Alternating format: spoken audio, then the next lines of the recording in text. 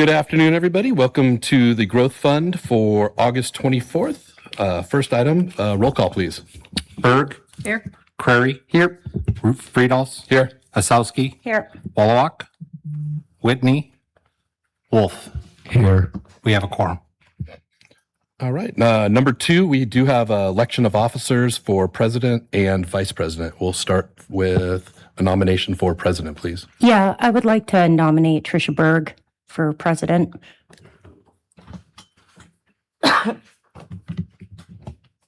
Is there any more nominations for president?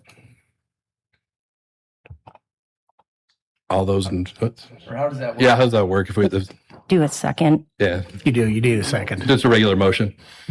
All right. Do we have a second? I'll second.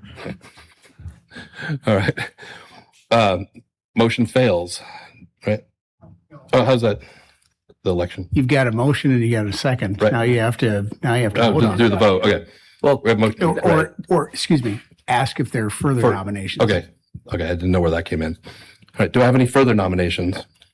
I'd nominate Mike Friedhoff again. If I don't, I'd like discussion, I guess, that happens so fast. I'd like Tricia to talk about it too. I mean, I'm not opposed to anybody for that matter. I just figured sort of rush it, figure out, Absolutely. Yeah.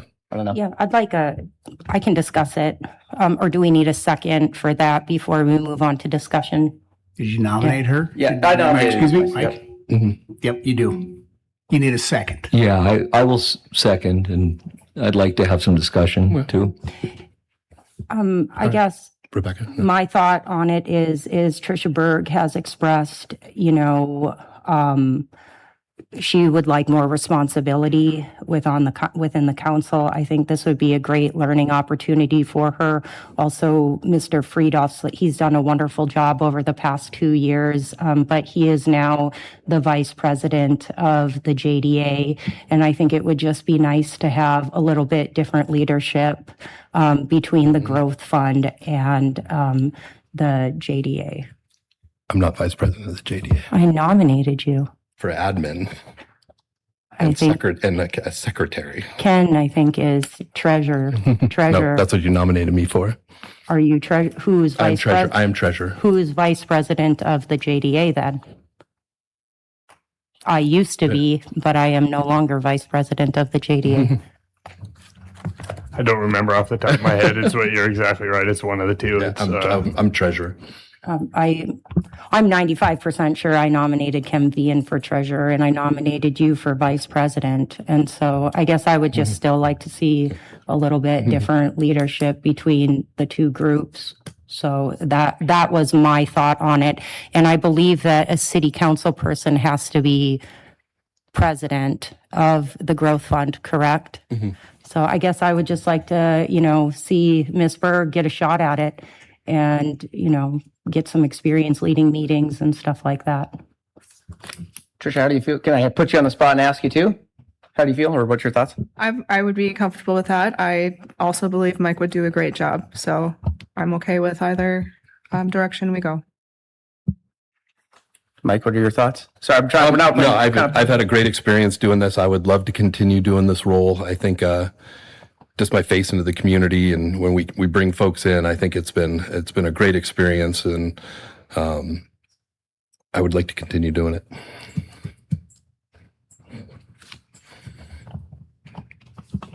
So where do we It's go? kind of weird playing politics So can here. I- Yeah, I'm not used to No, doing that. and- Can I- I'll let some comments, Yeah, I guess too. But Can I withdraw my? I think yours would both be excellent. So I just really, it's really just who's running the meeting. So I mean, just Yeah, I would say I've enjoyed being alongside both of you. To me, it's I think Mike's done a good job. Do I think that you would? Sure. Interesting spot to be in here with four of us here. But yeah, I don't know if there's a nomination from city council or how that would work, if there's a preference there, but interesting spot to be in, I guess. I guess I still have the question of who is vice president of the JDA. I recall it's Ken Vian, but I have a text into Sherry. If you can just hang on a little bit longer, I'll get an answer. Can I call on a member in the audience? Would they maybe know? I think she's also looking, if I'm not mistaken. Ken's the vice president? Okay. Amazing. It was only 2 weeks ago.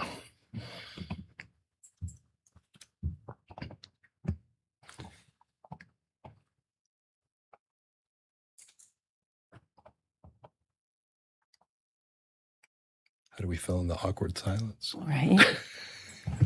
I think from a staff perspective, all staff members, for what it's worth from the administration, have a high respect for Councilmember Berg and Friedolfs. Thank you. Guess who wants it more? Mm-hmm. good with either. Sherry Lundmark You has want to arm wrestle? or- for the record, Sherry Lundmark, our city clerk, answered the question here via text. Vian is the VP and Friedolfs is Secretary Treasurer for the JDA.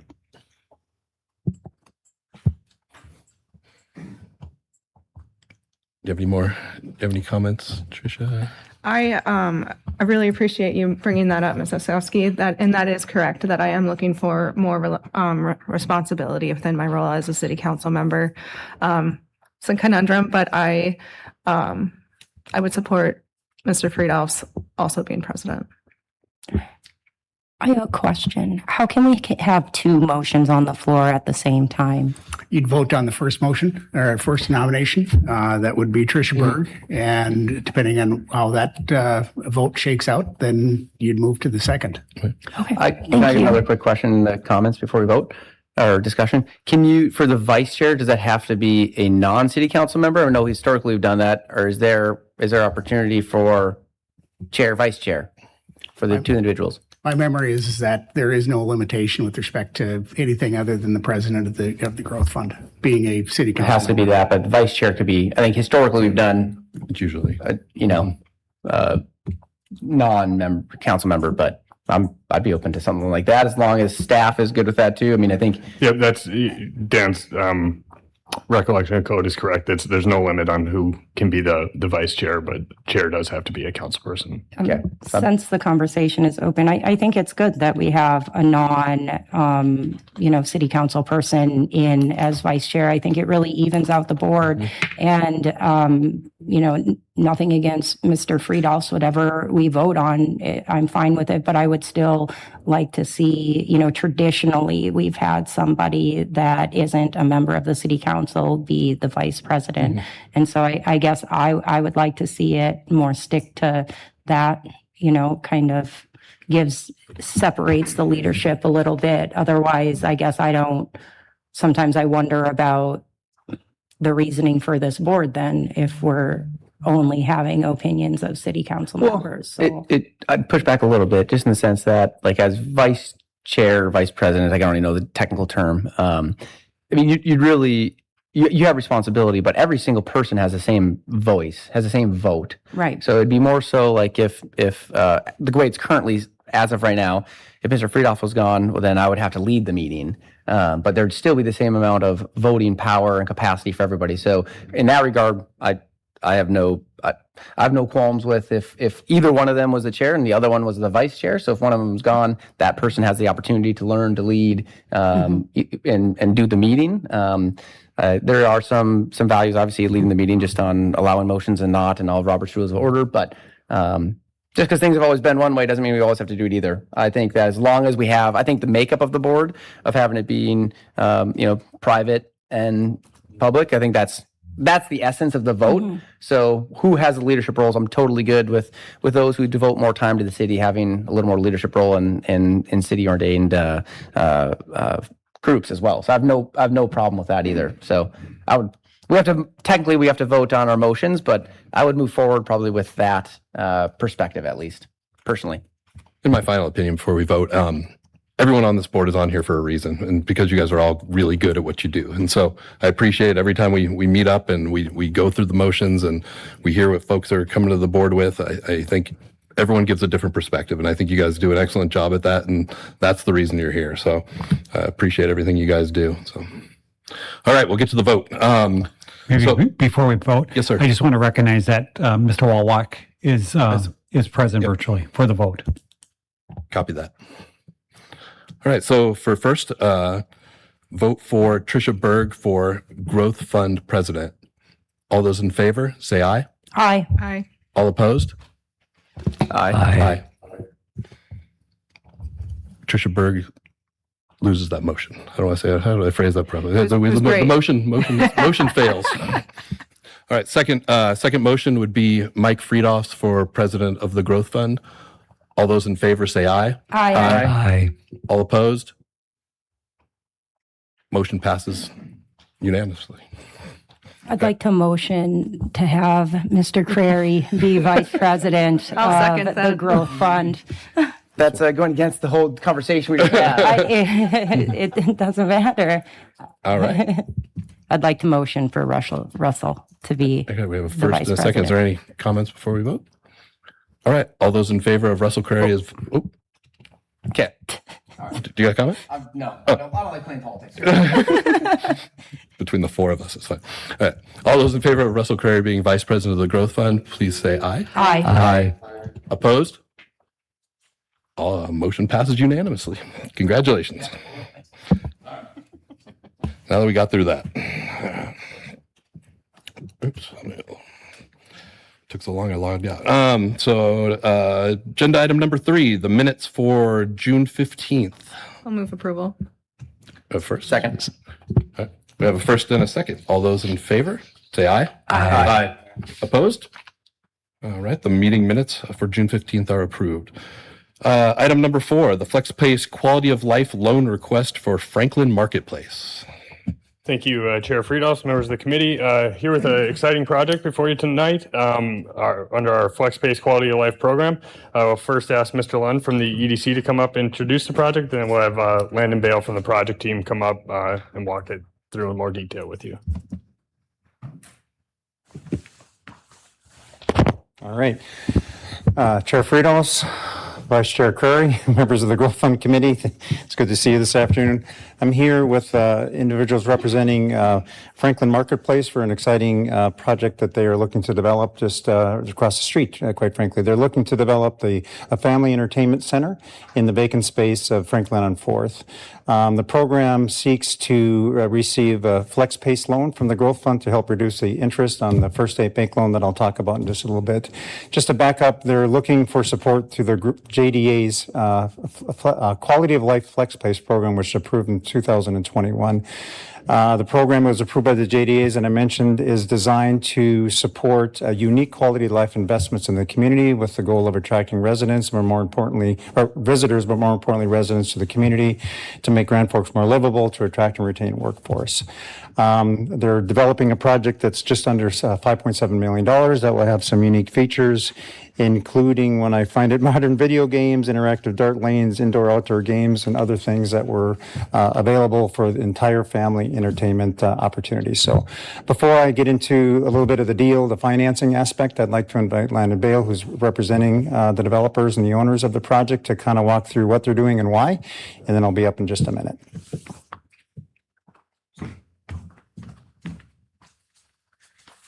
Chair Friedolfs and members of the committee, I appreciate it. We're going to just run through this. I won't steal a ton of your time, but Andy, special note, thank you for getting my last name right. That doesn't happen often, so I appreciate the diligence you put into that. And thank you, Keith, for the intro. So let's jump in. It looks like I can drive here. Oh, yes, I can. All right. Well, cool. Happening right across the way from us, we have about 15,000 square feet on that first floor, and we're looking to take advantage of the majority of that.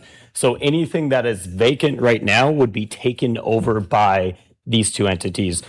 Fenders is the FEC, stands for Family Entertainment Center. I'll probably say FEC often for short, but think Family Entertainment Center. We'll fly through it. So you got, this is essentially what we call our lookbook, right? So we have the look and feel. On the left-hand side is going to be the Family Entertainment Center. On the right-hand side is Earl's Pizza, and we'll dive into it a little further. Here's kind of a 30,000-foot view layout. In the upper left-hand corner, I should say at the bottom is 4th Street, right? So the road that we're sitting on, left-hand side is University Avenue. So the upper left-hand side is Earl's Pizza. small takeout shop. You can dine in as well, slice shop, and it'll also have gelato. So think New York style pizza and authentic Italian gelato. You can see behind that is our kitchen, kind of the brains of the entire operation, kind of a unique situation where we have a shared kitchen, but from either anyone entering the facilities, they would look completely separate. So we're kind of building some synergies there. I'm going to jump down to the bottom. Again, we're along 4th Street there. You can see the green area towards the bottom. That's the patio. Going to have a good sized 3-season patio. If you continue further up, you have a bar area. If you go to the left, you have our main arcade area. Think of Dave & Buster's, primarily a lot of redemption gaming, right? So tickets come out, and nowadays it's all on cards, right? And then you have your redemption center where you're going to be able to go redeem for all the good prizes, of course, right? Keep moving forward. You have additional seating. And keep in mind, we have about 300 capacity. So it's by no means a small space. This entire family entertainment center is built to scale to where bus loads from tournaments, you name it, can come in, drop off. There's no waiting, get you seated, and boom, you're kind of locked and loaded in terms of gaming and overall family entertainment. If you keep going up, let's go to the alleyway here. You can see kind of a couple of cornhole lanes. That's going to be kind of a flexible area where people can come in, play cornhole, but also that alleyway is a really unique alleyway. Obviously, it's beautifully done thanks to the city a couple of years ago and Northridge. We're looking to activate that alley in a way that we haven't seen alleys activated in the city yet. So again, keeping that area flexible, put the garage doors up and be able to move some seating around, allow a corporate entity or whatever to come in and do a party, and just make that very, very flexible. And that's just to the left of you see the open area. That open area is the Oxford Boutique real estate office just off the alley. South of the Oxford area, you have interactive darts, a brand called Dartsy. So it's more than just darts. There's a gazillion games you can play within that. Travel a little further.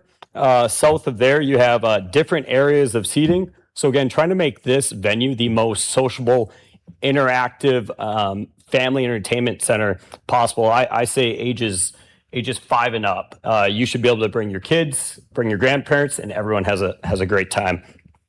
We do have additional gaming area, which will be kind of your non-redemption games. Think of hoops. Think of things that aren't going to spit out tickets, right? That's when we say non-redemption, that's what we're speaking of. Go down to, essentially, if you were to go into Avant, those same doors are our main entrance for this facility. We'll keep traveling here. This kind of gives you the legend of all the areas. You can see it's going to be sports themed. So essentially, this should be the best place in town to catch a UND hockey game or your whatever, you name it. This place should be it. You can see the different kind of zones of this area. You can really, this points out the Earl's Pizza side of things really well also. We'll keep traveling here. These are just going to be some quick shots. This shows like where we're taking the picture from. So again, talking about great areas to view the game. That's going to be a massive video wall. Again, whether it's LED, panel TV walls, you name it, we'll have it in here. A little cornhole shot here. Again, you have the big garage doors. I think you have nice 18, 20-foot ceiling in that area too. So it'll be definitely a cool atmosphere there. Continuing on, you have the arcade. So this is going to be unique. You can see the building that we're having this meeting in just across the road. All the glass there is going to provide like a really cool perspective for everyone driving by, walking by. It's going to be super inviting for people. You can kind of see the part of the mezzanine level there too. We have a couple mezz levels. I'll go through those here in a second. That's one of them. That's in the arcade area. So think of kids' birthday parties. This is where you're going to be. House all the kids in one area and let them go from there. Patio area, again, you can see there's a ton of space outside of Franklin on 4th. We are looking to activate that 3 out of 4 seasons and truly as much as possible, thinking that that'll be a one-of-a-kind patio for our downtown area. Again, this is where I talk about the additional gaming. Think of your non-redemption gaming, shuffleboards, hoops, things like that. More interactive gaming. This is the Earl's Pizza. Again, a relatively small shop. Capacity of this is about 20. So it's really just a small part of this overall footprint, but really excited to activate that university sidewalk. And I think that'll come to life, especially with just the walk-in crowd that we'll get there as well. Another shot of Earl's Pizza minus the tables, the exterior. I think that's it. So really the goal is for us to create a destination in downtown Grand Forks where the entire family can come feel at home and spend several hours.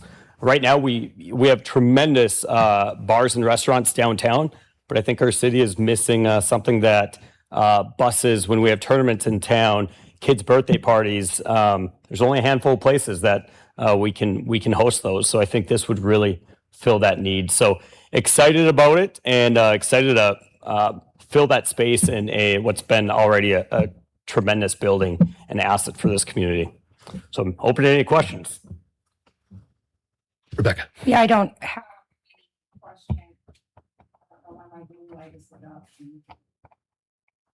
I think my microphone is dead.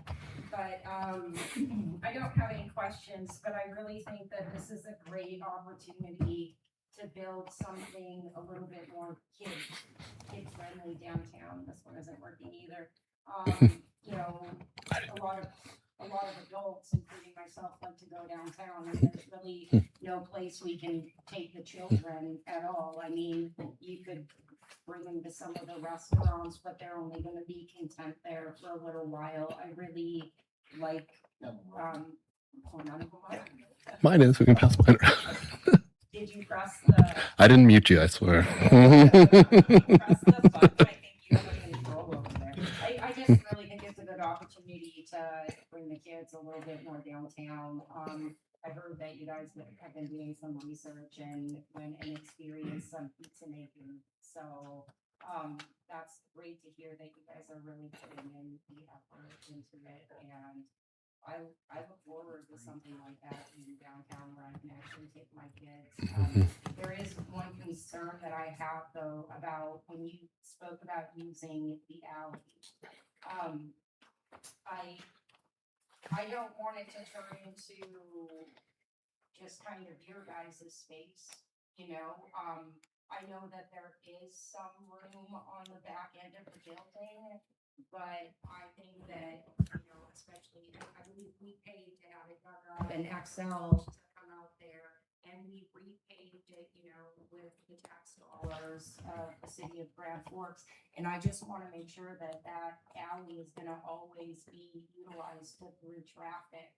And, you know, if we are talking about, it's not a very wide alley to begin with, but if we are talking about, you know, cars being able to move up and down that alley still, you know, that also leaves into question, like, the safety aspect of it, because I do know there is a little overhang back there, you know, but it isn't a large space, and I would like to keep the alley open because it is more public, you know, and the taxpayers of Grand Forks pay for that. And so that's one concern, I guess, if you'd like to elaborate on how and what you plan on doing with that alley. I appreciate that.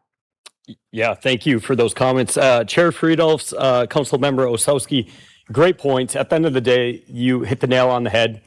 That was taxpayer funded. So when I say activate the alley, I'm really thinking like maybe a couple times a year you shut down the alley, right? Go through the necessary permitting to really just make it like I don't know what kind of event you would do in the alleyway. There's plenty of them, but that when I say activate it, that's what I mean. It's pretty well lit. And on the back side, we actually have an entrance to the Family Entertainment Center.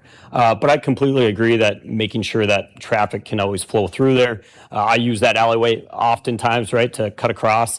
And so when I say activate, it's just like, can we throw some cool events to where we go through the necessary permits to really make that alley come to life? Or do we dress it up with some lighting fixtures, things like that on the exterior of the building to just add a overall vibe to that alley. So that's kind of, if that answers your questions. I just want to be really careful. There are other businesses over there that, you know, like I know the hub, I think the employee parking is kind of, you have to utilize the alley because you can't cut through. There are other parking spots. And so I just want to make sure that, you know, the other businesses aren't affected. I think the project is great though, but I guess if you want to do permitting once in a while to utilize that, but I don't want, you know, the alley just turning into Franklin on 4th or Fenders or Earls. So I think it's really important that we have that there, especially all the money that the taxpayers have already put into it. So, but with that, I move approval. All right, do I have a second? Second. And real quick, I just want to make a comment. So if I had to come up with a brainchild of how this would be developed, even when I'm over there and see that empty space, I think this is awesome. I think this is great. You want to be a big hit here in this town. If you can get live music back and do somewhere, maybe you block off the alley for that. It's going to be a hit because I think this is a great meeting place, and I think you're going to be pretty happy. One question I do have is what are you looking at for schedule? Good question, Chair Friedels and members of the committee. There we go. Chair Friedels, members of the committee. Good question. We have Member Osowski talked about this, that we have been doing our due diligence for multiple years now. So let's just say we're anxious to get this going. We're gonna most likely phase it out into probably 2 phases. I think phase 1 is going to be our kitchen and the pizza shop. That is relatively, I don't want to say minimal, but minimal in comparison to the family entertainment center. So phase 2 would be the FEC. So again, construction is construction. I think phase 1 could be completed by the end of this year. And then phase 2 would be completed by, I would say, the end of Q1 of next year. Okay. That's great. Just a little discussion. So just want to, and maybe it could be discussed after the vote, I suppose, either one. Just kind of goes hand in hand with this. Super supportive of the project. Appreciate you guys, the presentation as well. It's nice to, I appreciate the effort and actually willing to come up here and explain a little bit more. Sometimes you just get a request and all you see is paper. So appreciate that. Very supportive. Totally agree with all the comments. It's gonna be great for downtown. I think it just brings up though, as a committee, that probably this is our first one, if I recall, a quality life that we're voting on. So it's nearly approving, right? Correct? We had one back when the program was originally sort of conceived for Northern Air. That one was back in 2021. Yeah, the go-kart track, exactly. But none since then. So it just maybe is a refresher, and maybe just for just to have on the record, I suppose, the discussion to make sure that the parameters that have been set forth, which was, I think, in 2021, right, 5 years ago, that the JDA, that is still their prerogative and that they're still, I think I've been thinking through it a lot too. And should it be in flex pace? Should it not?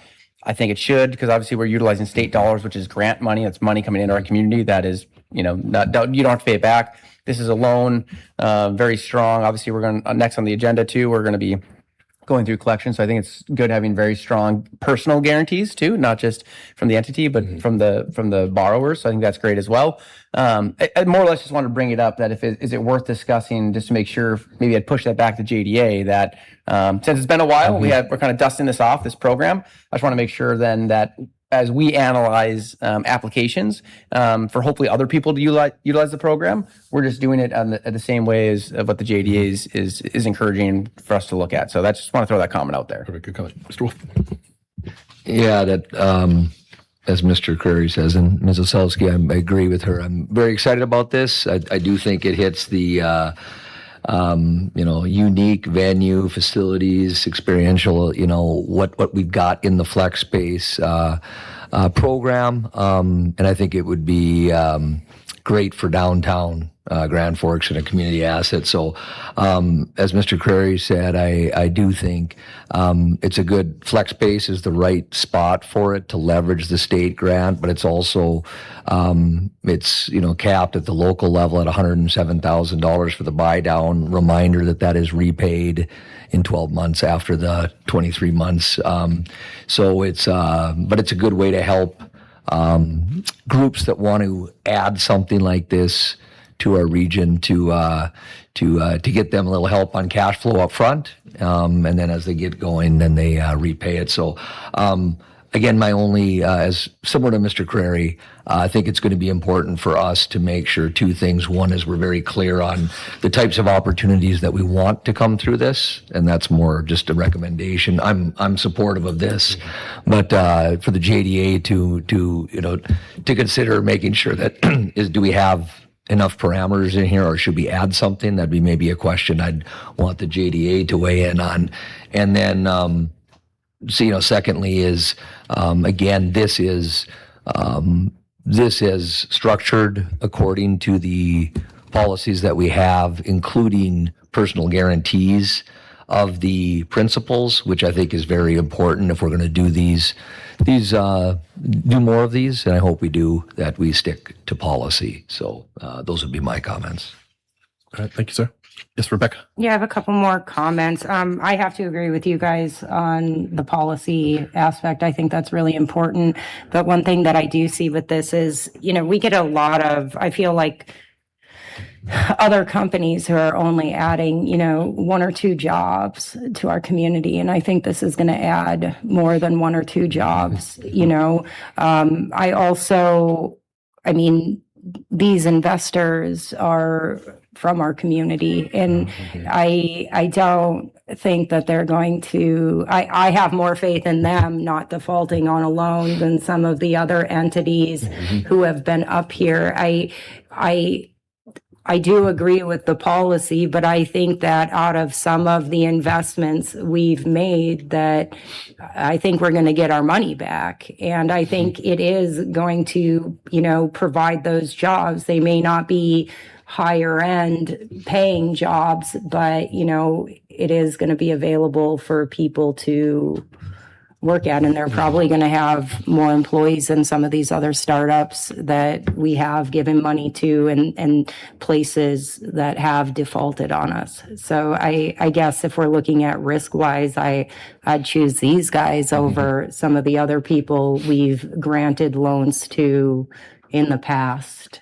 So, I think they care about our community. They're from our community. They've invested in our community, and they're going to invest in Franklin, which is a huge investment for the city of Grand Forks with their 20-year pilot. And so, we've also given loans to people who don't 100% qualify and in the past. And so, although there may be some questions about it, I'd like to take my chances on this. So, thank you. All right. We'll move to vote. All those in favor, say aye. Aye. Opposed? All right. Motion passes unanimously. All right. Number 5, accelerate loan authorization to pursue collections for First Eye. Thank you, Chair Friedholz, members of the committee. Here with our last sort of outstanding question mark in our Accelerate loan program, which is our $250,000 loan to First Eye LLC. Back in June, I reached out to John Gaster, CEO of the company, just to sort of get a sense of where things stood in advance of their payment coming due in October of this year. Mr. Gaster informed me at the time that the company had some really strong initial positive momentum, but a pair of pretty seismic changes with 2 of their main clients upended things pretty thoroughly, derailed their progress and stretched their cash flow, that sort of thing. We were informed that functionally at this point, the business is no longer operating, out of business, and retains no cash to continue operations in the foreseeable future. Mr. Gaster said that additional efforts to raise sort of enough funds to keep things moving were unsuccessful. It doesn't sound like there's any it feels like he's exhausted, I think, his pathways to additional funding to ever potentially restart things. So the company also has a lift loan with the Bank of North Dakota that's coming due in February, and we've been in communication with them on that, anticipating that they would obviously take similar action to what's recommended here tonight when that time comes. So obviously with the company ceasing operations, that's an act of default under the loan. So our recommendation would be to follow our similar sort of pattern with these, or procedure for these rather, and authorize staff and the city attorney to sort of initiate those collections proceedings, investigate what's available, if anything, and then pursue collections to the extent practical thereafter. So I will just mention, just to end on a positive note, that our other outstanding Accelerate borrower with Safety Spec continues to make all of their loan payments on time. Excellent communication with them. So just that on the record as well, that we do have some positives in that regard, but I'm happy to stand for any questions on the first piece. Any questions?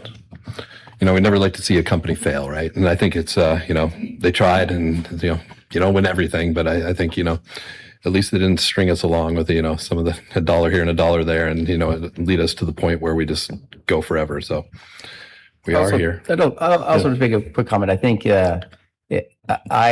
at least for my duration that I've been on the committee, this was right after post-COVID, a lot of uncertainty, a lot of like, hey, let's try to get some momentum going, get some movement stuff. So, I think we were at the time, and we went through, we can go through the minutes and the recommendation where we intentionally pieced off a little bit of the overall big portfolio to try to get in more startup investing. I think we've learned since then, and we've modified since then. I think we've matured since then. I think our community is in a lot different position since then.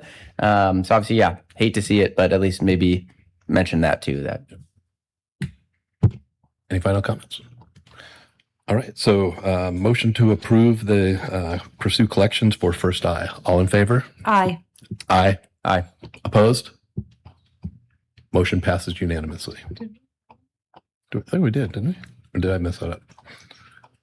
All right, back up. We all agreed. All right, well, back up then. Do I have a motion to? So moved. I second. All right, second. All in favor, say aye. Aye. Opposed? Motion passes unanimously. Item number 6, information only for the 2025 annual report.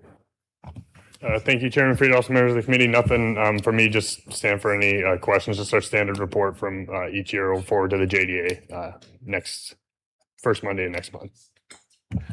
All right. And number 7, information only, past due repaid loans update. I did have one for this, Chairman Fried, also members of the committee. So 2 entities on the list are African Arts Arena and Sundog 3D we've been in contact with, and anticipate those being resolved or certainly making progress before our next meeting. Integrity Fundraisers, that one that's been on there for quite some time. Do have an update on that. Met with them, if you'll recall, shortly after our last meeting in June. I met with them to get sort of a sense on where things were headed in terms of the business, and hopefully a workout plan for either getting caught up or restructuring the loan payment plan again, just to get on a more sustainable path. The major takeaway, I guess, or update on the meeting was essentially that the business model has shifted away from a fundraising merchandise company to now the provider of a subscription-based AI-powered business, use the quote I was provided, AI-powered business operating system service provider to small businesses. As I understand it, sort of the business plan is they would now be a provider of a AI agent or service, sort of, to help small businesses close and I guess staff leads better. I'm sure I'm describing that poorly, but that's sort of my understanding of the business. After that meeting, they did make $1,000 payment, which is double what their now restructured sort of payment plan calls for. They tried to show good faith in their desire. They are trying to get back on their feet. They were making this pivot out of, I think, necessity and seeing the path of the business that they were on versus the sector that they're trying to dive into this way. I've been told to expect another payment by the end of the month on that. Haven't received it since June when that double payment was made, but that was the latest communication I had received. In this case, the loan here is secured by business assets. I've been told it's all under the same LLC that they've been operating, but I think the assets are fairly limited there. It's also secured by personal guarantees, which is obviously why we're trying to exhaust all the routes we have possible to get back on a workable repayment schedule before we have to go down the path of foreclosing on personal guarantees.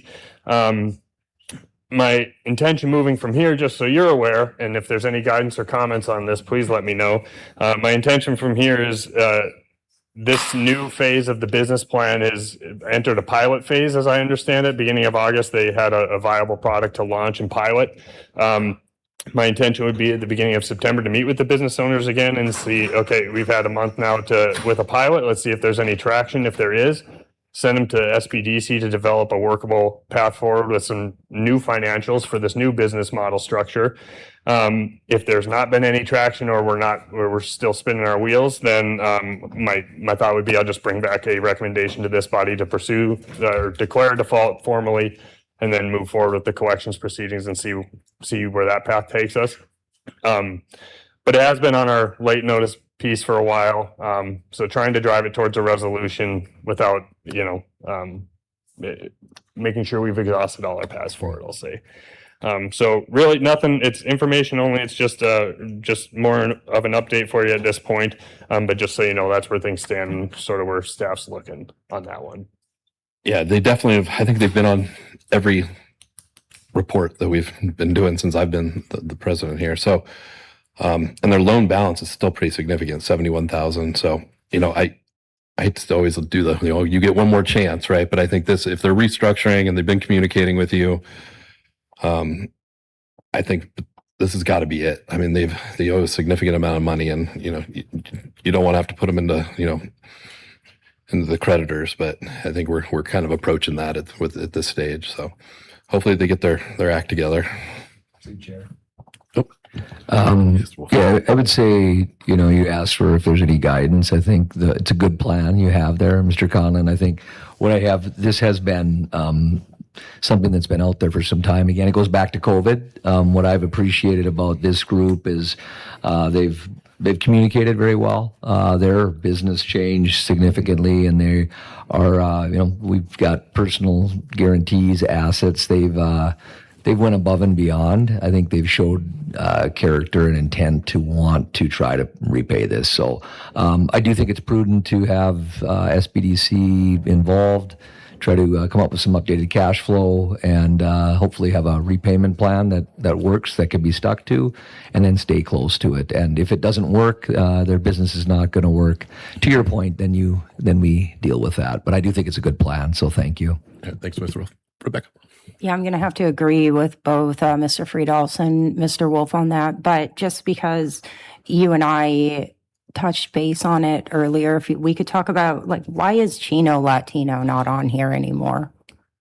So that as part of when we bring, and this would be for any of our declarations of default, that sort of thing, when we bring them forward, we say we're going to declare these loans in default. All those startup ones we've done this for, we declare them in default, pursue collections, and then as part of that, we take them off of, we don't take them off of our books, but we take them off our regular late notices. For accounting purposes, we don't want to show them on there as though we're expecting a regular monthly payment anymore. They kind of go into their own category for collection in progress, I guess you could say, that sort of thing. So that would be why they don't show up on this one. This is sort of late notices on our active loans.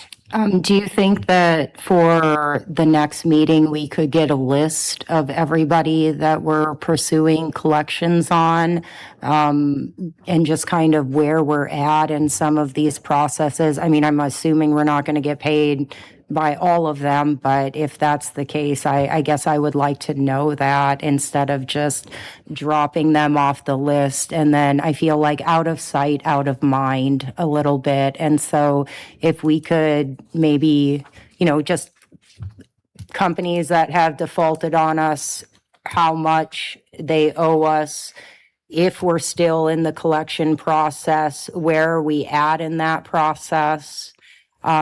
just so we can clearly see, because I just really feel like this doesn't give a full picture. I mean, it does on who we're still trying to work with, but I would also like to see who's been in default with us. So if we Yeah, could. we can add to the next month's past due loan update, this standing piece. We can add a short column of maybe you- collections in progress or whatever, Right. and where they're at. I mean, I know you said you didn't like them to be in there together, so even a separate document, you know, that would be great, just so we kind of know who we're dealing with. So, All right. Well, thank you. So great discussions tonight on all the subjects. And do I have I a move adjournment. motion for adjournment? We have a first and a second. All in favor? Aye. Aye. Aye. We are adjourned.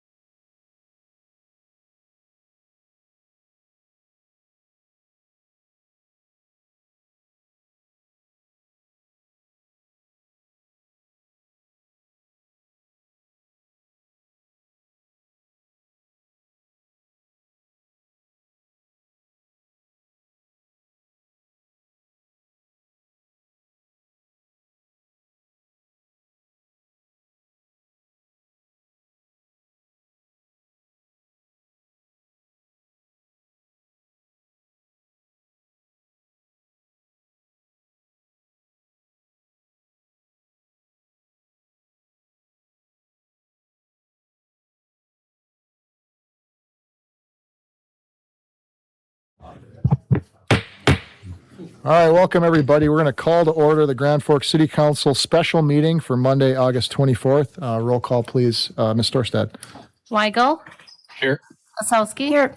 Berg. Here. Salentini. Here. Friedels. Here. Bean. Here. And President Sandy. Here. We have a quorum. Thank you. Item 1.2, Pledge of Allegiance. Please rise. I pledge allegiance to the flag of the United States of America and to the republic for which it stands, one nation, under God, indivisible, with liberty and justice for all. All right, item 2, hearing on appeal of Board of Zoning Adjustments action. 2.1, appeal from Laura Bakken on variance granted by Board of Zoning Adjustments for the property located at 6200 Driftwood Drive. All right, thank you, Mr. Gossett. Why don't you walk this board through the process that we're going to undertake this evening? All right. Tonight, there was a variance that was requested that's being appealed. The variance request is, it's item B that shows the application that was submitted. There was a request regarding the impervious surface area, the size of an accessory detached building, and some side yard setback reductions from what the ordinance would require. The variance was granted by the Board of Adjustments. That's in part of item 2.1A, where the size of the building was approved to go to 3,225 square feet. The setback reductions were approved. The impervious size was not needed. Evidently, it didn't get to the 20%, so that was not needed, as I understand it. That decision was made by the Board of Adjustments on July 23rd. On August 6th, there was an appeal by Lauren Bakken. That's also part of the record in 2.1A, contending that the decision was not in accord with applicable facts, city ordinance, and state law. A couple of things to bear in mind is that under City Code 1806031, there are appeals by the zoning, if there's a decision by the zoning administrator that are allowed, but that goes to the Board of Adjustment. Our city code doesn't include any reference to an appeal by a decision by the Board of Adjustments. We then refer to the Century Code. It's 40-47-11, which provides that every decision of a Board of Adjustments is subject to review by the governing body of a municipality, which is the city council here. It can be appealed by any aggrieved applicant and others as well. The appeal has to be filed with the city auditor within 15 days after notice of the decision. That would have been met here because the decision was on July 23rd and the appeal was received by the auditor on August 6th within that 15-day period of time. Then by statute, we are to fix the date and time for a hearing, and it has to be within 30 days. Because their next city council meeting wouldn't have been until September 8th, that would have been beyond the 30-day period of time.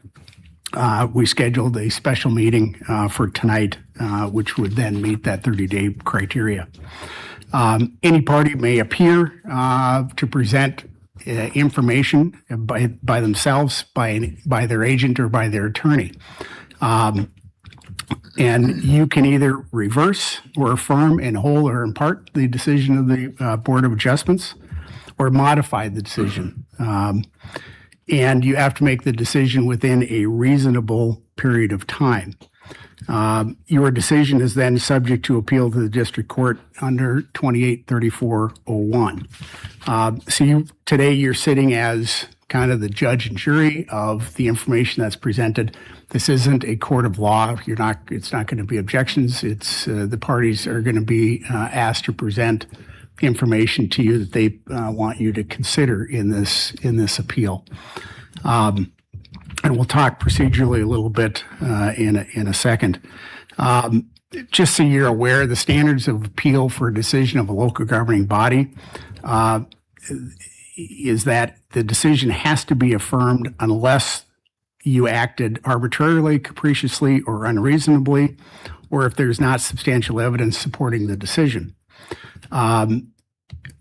Also, a decision is not deemed to be arbitrary, capricious, or unreasonable if it is the product of a rational mental process by which the facts and law relied upon are considered together for the purpose of achieving a reasoned and reasonable interpretation. But a failure to correctly interpret and apply controlling law does constitute an arbitrary, capricious, and unreasonable decision. Here, just procedurally how we got here, we provided notice of the hearing to all the interested parties. That's 2.1C. There was an open records request that was made by Ms. Bakken that was produced and provided to both parties. That the documents that were provided is at 2.1D as in dog. The record today will include all of the items on the agenda that were attached, plus whatever the parties want to present. I want to provide a little bit of background with respect to variances. Our city ordinance does set forth the standards for providing an ordinance, or excuse me, a variance. That's at 180602. The Board of Adjustments can grant a variance where there are no practical difficulty, where there are practical, excuse me, in cases in which there are no practical difficulties or unnecessary hardships in the way of strict application. The variance may be granted, but there must be proof of unique circumstances. There must be proof of unnecessary hardship, and that the granting of the variance is necessary for the reasonable use of land or the building, and that the variance as granted is the minimum variance that will accomplish the purpose. Those are just some of the standards outlined in our city code. The North Dakota Supreme Court has described a variance is to avoid the confiscatory effect that would follow a literal enforcement of the term of a zoning ordinance operating to deprive an owner of all beneficial use of the land. An important feature of a variance is that the hardship must come from circumstances unique to a particular lot, or perhaps a few in it, and not from the circumstances generally in the neighborhood. And the unnecessary hardship which suffice for the granting of a variance must relate to the land rather than to the owner. So with that background, procedurally, what is recommended is that the appellant, Ms. Bakken, can present whatever information she wants to present to the city council for your decision. I understand that she's represented by John Workup. Once her opening presentation is done, then Mr. Safransky, who was granted the variance, will have the same opportunity to present information to the city council. And then once he's completed, then Appellant Bakken will have one more opportunity to present any rebuttal information. Of course, during any presentation, city council members may ask questions if they want. And finally, again, because the statute says the decision can be made within a reasonable time, it's not necessary. However, you can make a decision today if you want. So with that background, I'd turn it over to you, Mayor, and ask Ms. Safransky's representative to present her information. All right. Any questions for Mr. Gostad? I guess my question for this board, our decision as a city council, we need to affirm the decision of the Board of Adjustments unless we find that they acted arbitrary, capriciously, or unreasonably? No, your decision would be subject to that standard. You have the ability to modify, affirm the decision in whole or in part, deny the decision in whole or in part, or modify any part of the decision in whole or in part. And was the decision by the Board of Adjustments unanimous? Do we have any reason to believe it was not done in a reasonable manner? I don't know. I would have no basis for that. Maybe the applicants might have a different view. As I understand it, it was a 4-1 vote. Okay. All right. Any questions for Mr. Gostad on the procedure? Otherwise, we'll open up to Ms. Bakken and Mr. Workup. So, all right, Ms. Bakken, Mr. Workup, please. Thank you.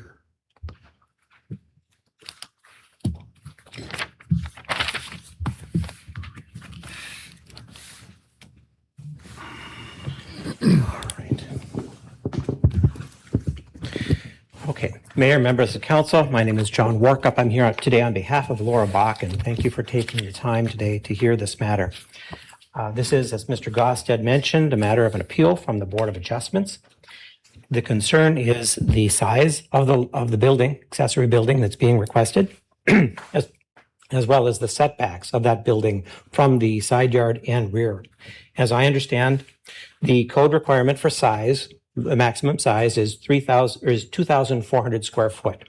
The Board of Adjustment granted a variance up to 3,224 square foot, or 3,225 square foot. The side yard setback, according to the code, as I understand, is 60 feet.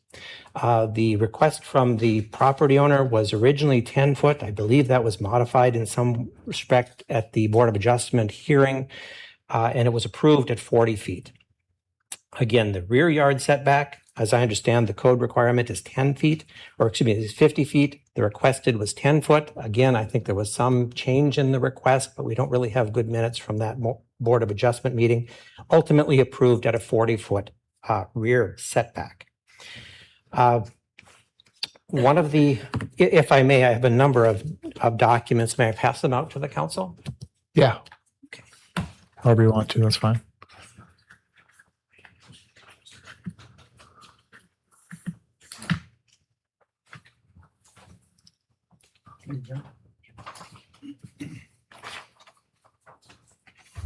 Thank you.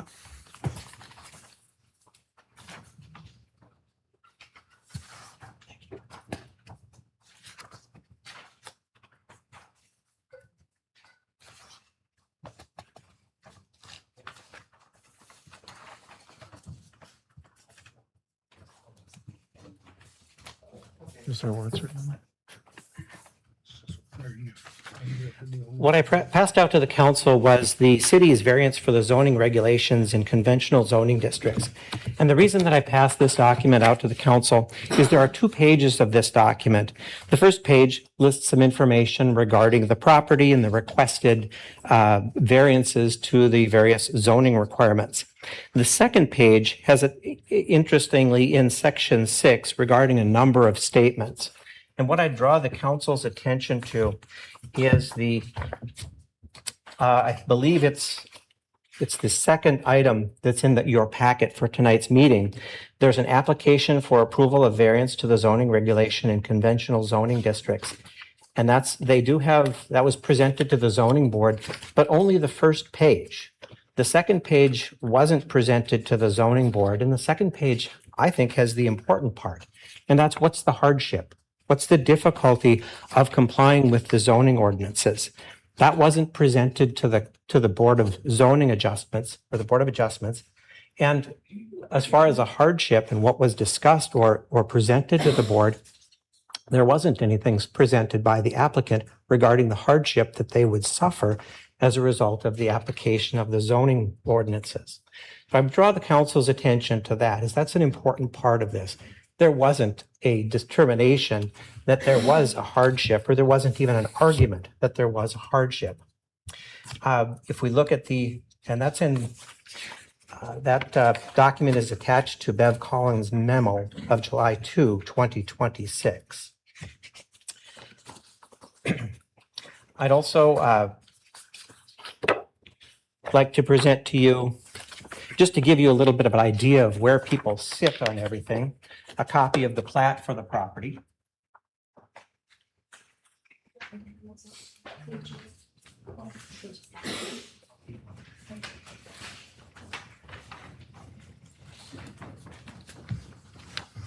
And Ms. Storstead is passing out another document. This one is marked in the corner of LB2. This is a plat of Edgewood Estates addition. That's the property in question here.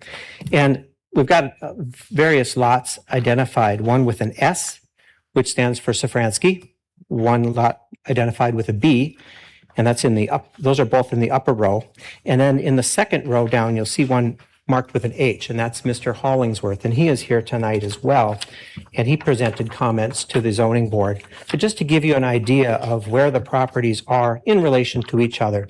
And in the big picture, all of the properties are south of Grand Forks. So you'd have an idea where everything sits at this point. You'll also notice in the comments, and this is in the last item, I think, that's included in your packet. It starts out with a email from Sherry Lundmark, and it's addressed to copied to, excuse me, I'm sorry, it's from Maureen Storstead, addressed to Sherry Lundmark, copied to Bev Collins, and it has a number of different attachments to it. You will note a number of pages in that there's a section entitled Proposed.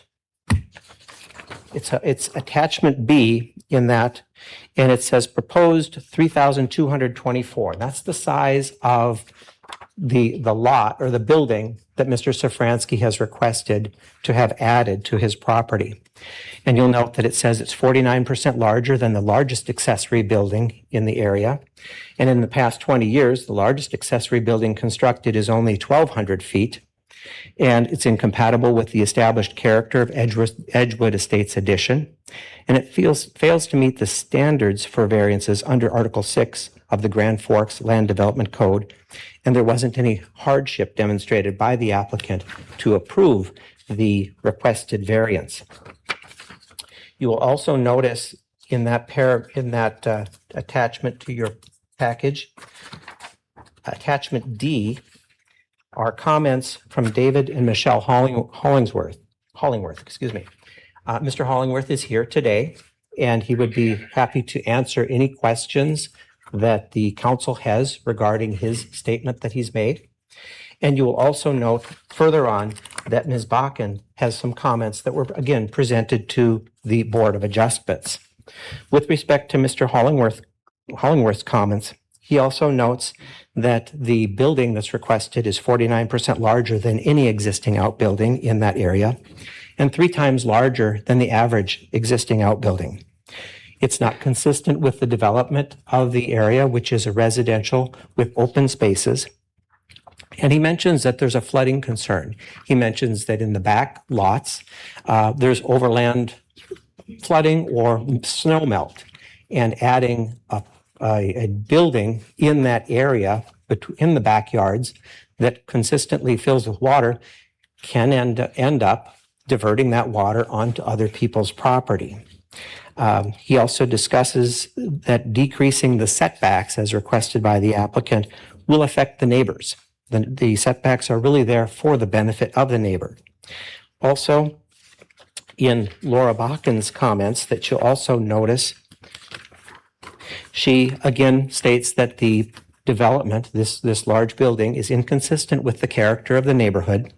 It's far beyond the size of any existing accessory building and beyond the size permitted by the code. She states that the Edgewood Estates is an open area neighborhood with natural surroundings. And she even comments that some of the neighbors in the area have actually purchased a neighboring lot to preserve additional open space near their property. The neighbor concerns, she's directly in the backyard of the Safransky's property, but she's concerned about noise and light coming from this additional building. As stated by the applicant, they're expecting more constant use. It's not a storage shed. It's an accessory building to be used rather regularly, apparently. So she's concerned about the additional light and noise that would come from this building that would be affecting her property. She also mentions the concerns of overland flooding, which could occur. She's presented, and Mr. Hollingworth as well has presented pictures, and they're in your attachment D, pictures of the property in various years showing the overland flooding from the snowmelt which occurs. Ms. Bakken also makes comments about the sight lines of having a large, tall building directly in her backyard. And although it's not necessarily on her property, it would affect her sight lines, this building, because it's directly adjacent to her property.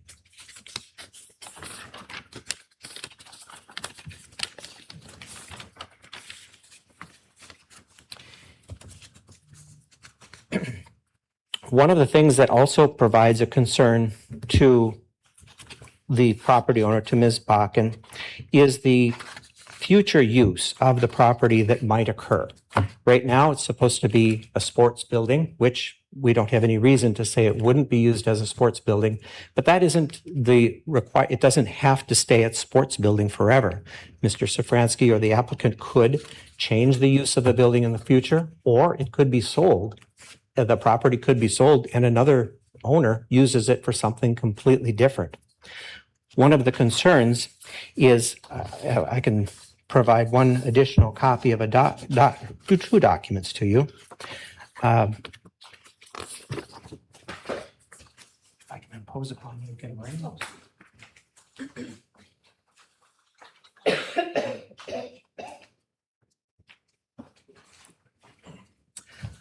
I've provided you two aerial views, and these are marked as LB3 and LB4.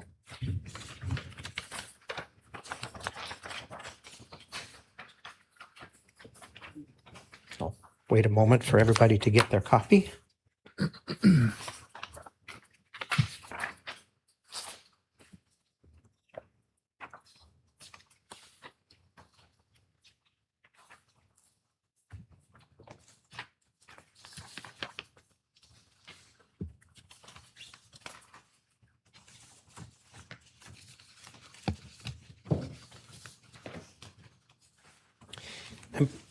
Presenting this to you to kind of show what's happened over a little bit of time in the area.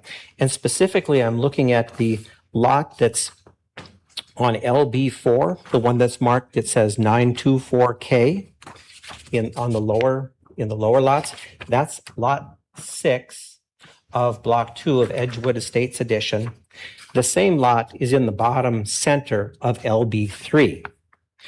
LB3 is an aerial photograph that was taken from the county GIS system, and that's an older photograph that was, as opposed to the photograph shown in LB4. And I understand that the pictures are rather small, but one of the concerns is the outdoor storage, and it's not an issue here today, but there's outdoor storage on that lot 6. And that outdoor storage is becoming more and more intense as time goes on. And that goes back to my concern of, although the Safranskys might use the property for a sports building, there's nothing in the code or in the Board of Adjustments requirement that it needs to stay as a sports building. The applicant could change that use to something else, or a new owner might use it to do something else. This shows that the earlier... Mr. Workup, just one quick question though. This property is zoned residential. It is. So it's not like they're building a commercial building. They can't start a garage and start doing oil changes. They can't, they can't be hosting weddings for profit, right? It should not happen, but the concern is that lot 6, shown on LB6 and LB4, this particular property owner uses that for his operation of a commercial business, has outdoor storage and uses that building. He's using that as a commercial business today?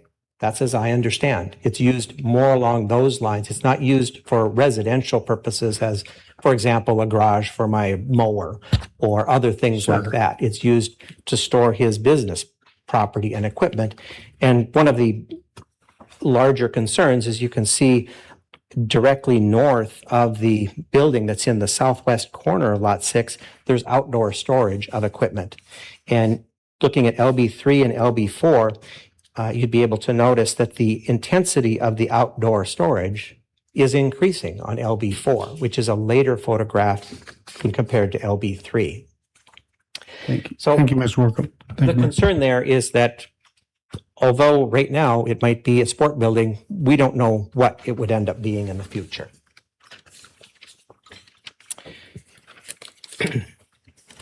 Mr. Gosted had mentioned that the board this board can either affirm, reject, or modify the decision of the appeal board. One of the things that was a concern is that there are not any findings from the appeal board, or Board of Adjustment, excuse me. You have in your packet a copy of the minutes, and I think that's item 1. Those were attached to my notice of appeal. And you'll notice that in the minutes of the Board of Zoning Adjustment dated July 23, 2026, item number 2 lists everything about this. That's all we have. That's the minutes. There's no particular findings related to this. And as Mr. Gosted pointed out, and as I will point out as well, your city code requires the Board of Adjustment to make specific findings. And I don't believe those findings were done at all. The Board of Adjustment is also supposed to provide a report to the City Council. Perhaps the Board of Zoning Adjustment minutes are that report, but if you were to look at 180603 of your city code, the board, it says, if the application is granted, the Board of Zoning Adjustment shall report its decision to the City Council within 15 days of the hearing. In reporting the decision, the Board of Zoning Adjustment shall report its findings with respect thereto and facts in connection therewith, and shall specifically and fully set forth any adjustment or variance granted and the conditions designated. That I do not believe. I believe the minutes that were presented don't comply with that part of your city ordinance or with 180602, which sets forth what the Board of Zoning Adjustment must find in order to grant a variance. One of the things that we look at 180602, subdivision 3, they're supposed to be granting the variance will be in harmony with the general purpose and intent of the regulations imposed on the district, which is located, and shall not be injurious to the neighborhood or otherwise detrimental to public welfare. The two property owners who spoke on the matter both stated that, in their opinion, it would be injurious. Subdivision 4 of 180602 states there must be proof of unique circumstances. And it states further that there must exist special circumstances or conditions, and they need to be peculiar to such land or buildings and do not apply generally to such land or buildings in the neighborhood. That's not the case here. All of these rules apply to all of the lots equally in this particular neighborhood. There's nothing special about the rules and how they apply to the applicant's lot. Item subdivision 5 says there must be proof of unnecessary hardship. And one of the keys is that the hardship complained of cannot be self-created. In this case, any hardship that exists is self-created. The size of the building, they want to build it bigger than code permitted. They want to go closer to the lot line than code permitted. The hardship, if any, is created by the applicants. In this particular case, there wasn't any information presented to the zoning board or the Board of Adjustments, that they couldn't comply with the code. Now, if there are certain things, for example, if topography of the lot prohibits a property owner from building in a certain way, or perhaps soil conditions prohibit something or limit something, none of that was shown here today. What was shown was the Board of Zoning Adjustments. They wanted to build a bigger building and they wanted to put it closer. Other thing in item number 6 of 180602 says that the board must find the granting of the variance is necessary for the reasonable use of the land or building, and that the variance granted by the board is the minimum variance that will accomplish the purpose. And the next part of item number 6, it says the report of the zoning board shall fully set forth the circumstances by which this chapter would deprive the applicant of any reasonable use of his land. Mere loss in value shall not justify a variance, and there must be deprivation of beneficial use of the land. The report of the zoning board adjustment does not state any of that information. At best, if the minutes that were provided to you are the report, all it states is the matter was heard, who made a motion, who seconded it, and what happened to the ultimate disposition. But these rules were in place when the property was purchased. It's not that the property owner or the applicant had the rules changed mid-game. They were there when it was started. There's no similar use of this size building in the area. There was no demonstration of why the applicant couldn't comply with the zoning ordinances.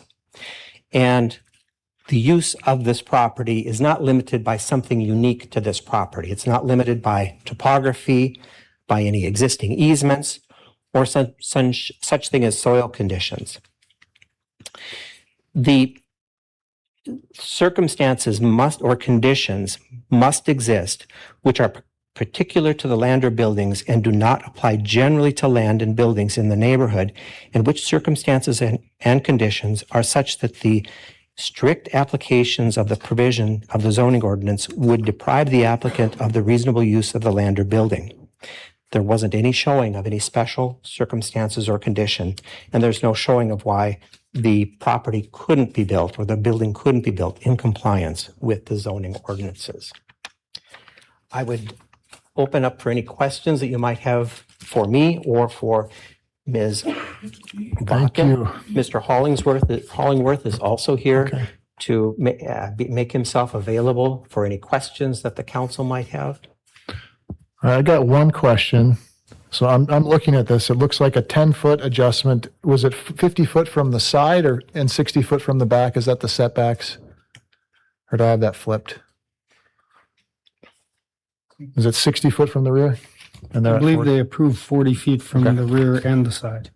Okay, and one was 50, one was 60. So I guess the question is, so if they move this 10 feet from the side and 20 feet further from the rear, and it's 824 square foot smaller, then that removes all the concerns that the neighbors have? That's just the size, and that 10 feet is the contention?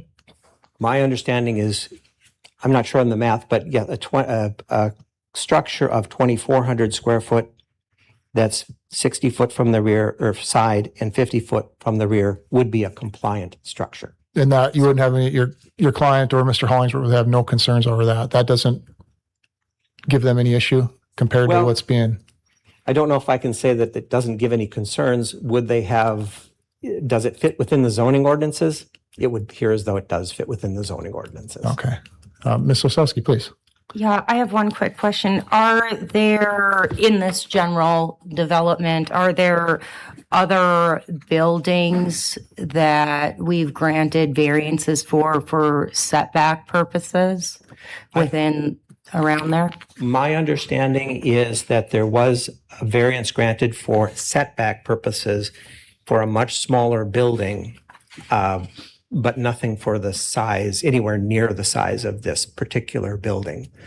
But according to the city code, that's not supposed to be something that's reviewed or relied upon by the Board of Zoning Adjustment. They're not supposed to look to, we did it before, so we're going to do it again. That would be one of our concerns if this board were to approve a variance, and it's a concern of the Board of Adjustment. Once you start down the path, where do you stop? So that's a concern. But according to your city code, 180602 subdivision 5, it says evidence of the variance granted under similar circumstances shall not be considered. So I understand your concern. It's a concern that the property owner has as well, is when do you stop? How much over the code requirement is too much? Okay, thank you. What's the setback for this property? You showed us this property that has outdoor storage. What's the setback? That would look significantly less. Is that the one you're referring to that received a variance? Ending in 2000, the one you'd mentioned with the 924K on top of it in LB4?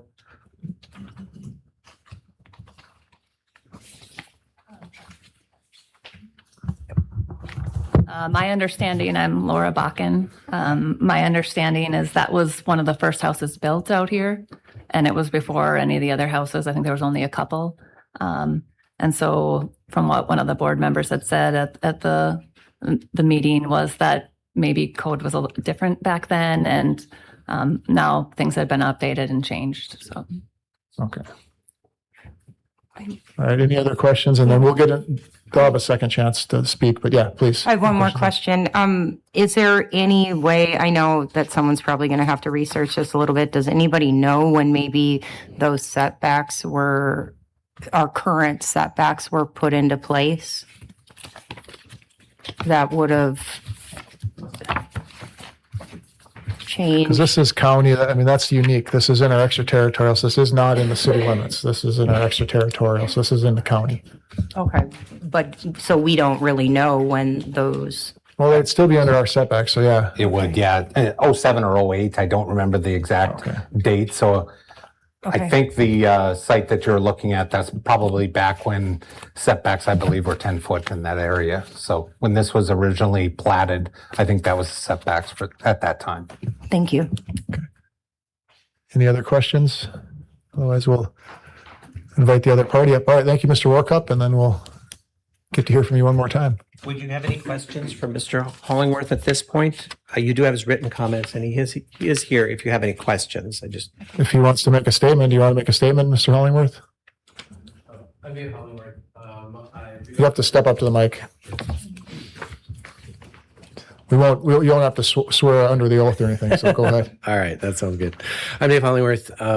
As was mentioned, you've got my written statement. I think that covers things fairly adequately. I don't really have anything to add to that. So just appreciate you taking time to hear these concerns. Mr. Hollingsworth, I'm sorry, while you're here, did you object to the variance that was provided to the outbuilding that's directly behind your home when they applied for their variance? The one that's directly behind us, we did not at the time. I see. Any particular reason why? That's a great question, and I don't know truthfully why. I don't know if we missed it or what, but I don't have a good answer to that. Thank you. Yeah. All right, Mr. Safransky and your party, please. Now's your opportunity. Good evening, Mayor and members of the City Council. Thank you for your time tonight. My name is Jordan Hansen. I am the owner of Craftmasters Construction, the licensed contractor representing the Safransky family at 6200 Driftwood Court. We are asking you to uphold the Variance Committee's approval for the enclosed sports court. Our variance request covers two main items: overall square footage at approximately 3,225 square feet, and setback adjustments to 40 feet and 40 feet to best fit the lot. We listened carefully to the feedback from the initial variance hearing, and we took action. We made direct modifications to address neighbors' concerns, specifically around setbacks and site drainage. As a licensed contractor, protecting surrounding properties is my responsibility. Our plan includes dedicated stormwater management with drainage swales. The system will collect surface water and direct all runoff straight to the north ditch. No extra water will shed onto neighboring properties. The Variance Committee made a fair, reasoned decision based on our site plans and mitigation efforts. We ask that you affirm their decision tonight. Thank you very much. And here is Mr. Safransky. Thank you. Mr. Safransky, please. Thank you. Mayor and members of the council, thank you for the opportunity to speak tonight. My name is JJ, like mentioned. I'm here with my wife, Lexi, and we are the owners of 6200 Driftwood Drive. We are asking the council to uphold the variance that was approved by the board by a 4-1 vote. Our property is approximately 2.5 acres, or roughly 109,000 square feet, and the proposed building represents less than 3% of our total property. I think that percentage provides important context when considering the concern about the size. According to the City of Grand Forks residential development standards, the minimum lot size for an R1 single-family property is 7,500 square feet. To put that into perspective, a 600 square foot garage on that size represents about 8% of the property. A 750 square foot garage would occupy about 10%. So while our property is obviously larger than that, I think it's very important to take in the context of the size of our space. The location we selected was not chosen simply because it was the easiest place to put it. It was chosen because we believe it makes the most sense for this particular property. If we were required to move the building further into the middle of our backyard to meet the setbacks, we would lose much of the benefit of the existing mature tree screening. The building would become considerably more visible not only to the neighboring properties, but also from the highway along the north side of our property. It would also occupy a much more prominent portion of our usable backyard. Additionally, without the variance for accessory building size, we would have to reduce it, which would eliminate a significant portion of its intended use. By contrast, the approved location takes advantage of the mature pine trees that are already there, many of which are approximately 35 to 40 feet tall. Those trees provide substantial natural screening and separation and allow the building to blend into the property much better than it would if it were moved further into the the middle of our yard. The building will also be finished with siding and materials designed to match our home. Our intention is for this to look like a high-quality extension of our property and fit naturally with the character of the area. Drainage was another concern raised during the original hearing, and we took that seriously. During the meeting before the board voted, we agreed to increase the setbacks to 40 feet from what we originally proposed and incorporate additional drainage measures like adding a swale. Since then, we hired a licensed professional engineer with Houston Engineering to evaluate the elevations, grading, and drainage. The existing elevation within the building footprint is approximately 836.75 feet, and the required finished floor elevation is 838 feet. So the site only needs to be raised approximately 1.25 feet. The proposed grading provides a 5-foot flat area around the building followed by a gradual 6-to-1 slope, and our engineer specifically indicated that this would fit very nice with the setbacks. The finished floor will also be a full foot above the FEMA 100-year base flood elevation. Based on that engineering work, we believe the approved location provides more than adequate room to construct and grade the building appropriately while addressing the draining concerns that were raised. I think that is an important part of the process. We did not come in asking for exactly what we originally proposed. We listened, we worked with the board, we increased the setbacks and addressed the drainage concerns before the variance was approved. Our building will maintain 40-foot setbacks, be substantially screened by mature 35 to 40-foot trees, and be designed with materials that match our house. I also think it is important to distinguish between an actual adverse impact on properties and a preference about where people would have this building located. I completely respect that somebody may personally prefer that we put the building somewhere else, but moving it further into the middle of our yard does not make the building disappear.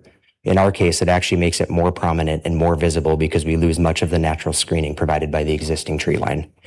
At the approved location, we believe we have accomplished a much better balance. We preserve the open character of our backyard. We take advantage of the mature trees for screening.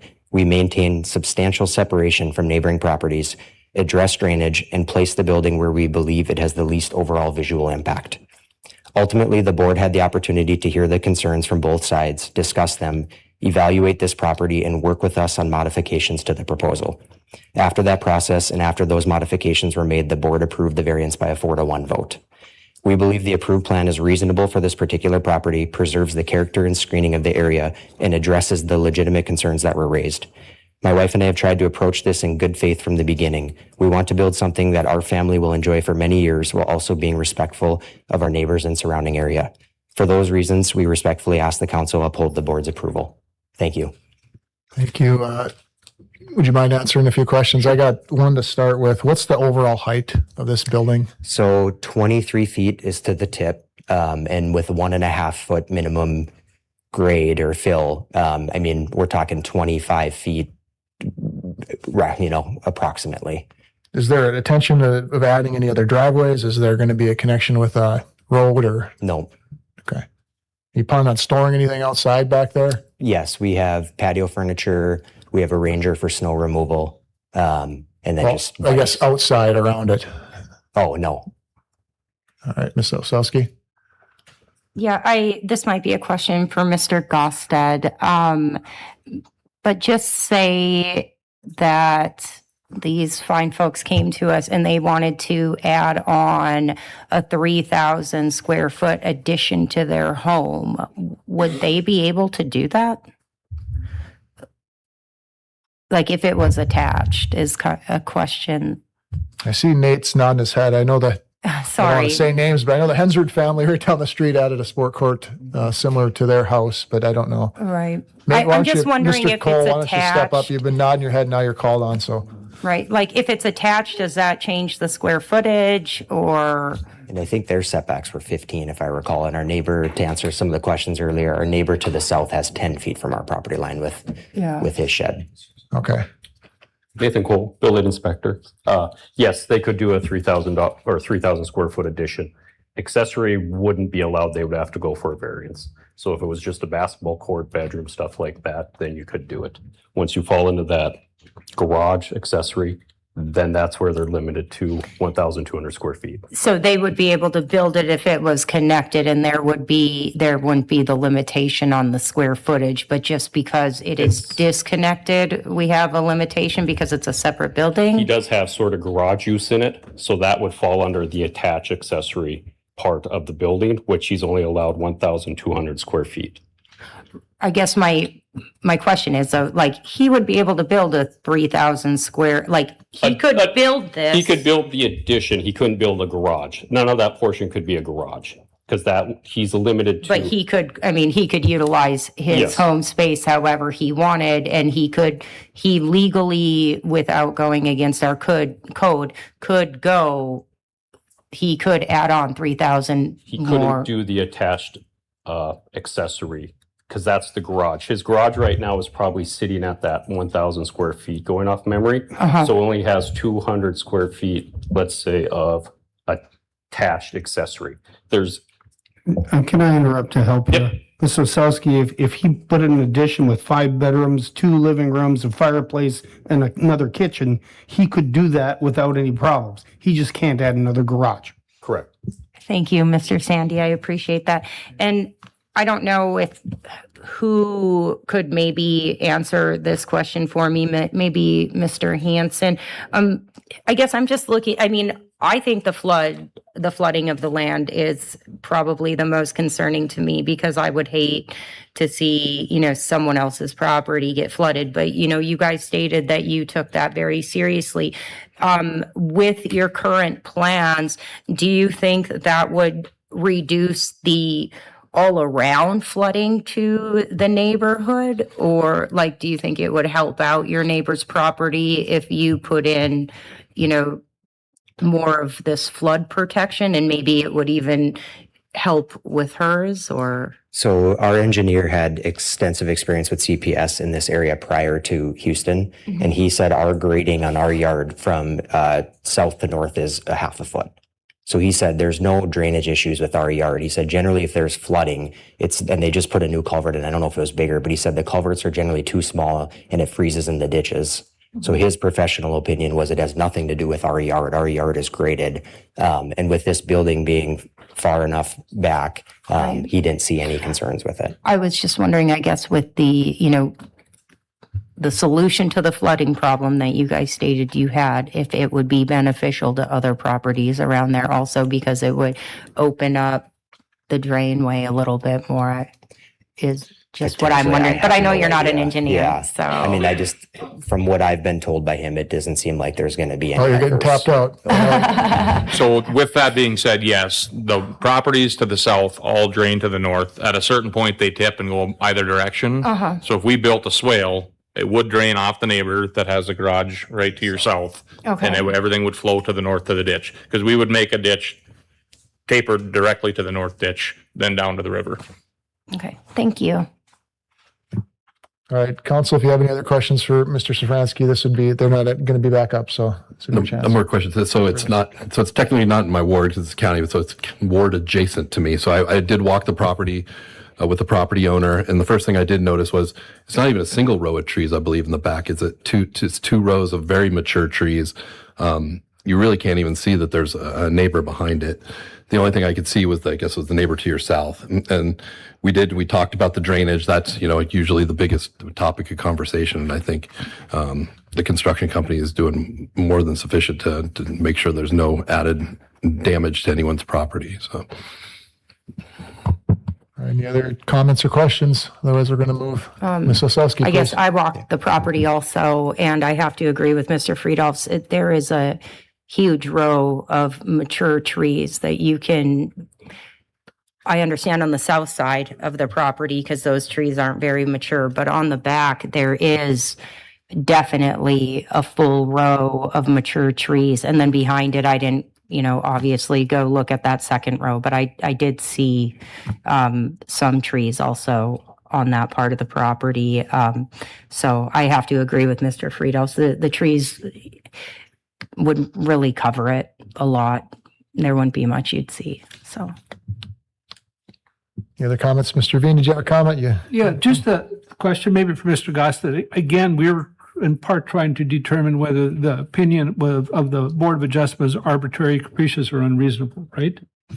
That's not your job. Your job is to determine whether it fits within the variance requirements of the city ordinance. Your decision would be subjected to a arbitrary, capricious standard. You get a fresh look at this, so to speak. So the appeal of your decision would be based on whether you were being arbitrary, capricious, or unreasonable. Is that a fair way to say it, Mr. Gosted? Just so we can put that to bed? That's accurate. All right. All right. Thank you, Mr. Safransky. And Mr. Workup, back to you, sir, or Ms. Bakken, please. Or Mr. Hollingsworth, if you want to come back up, but I think you're good where you're at.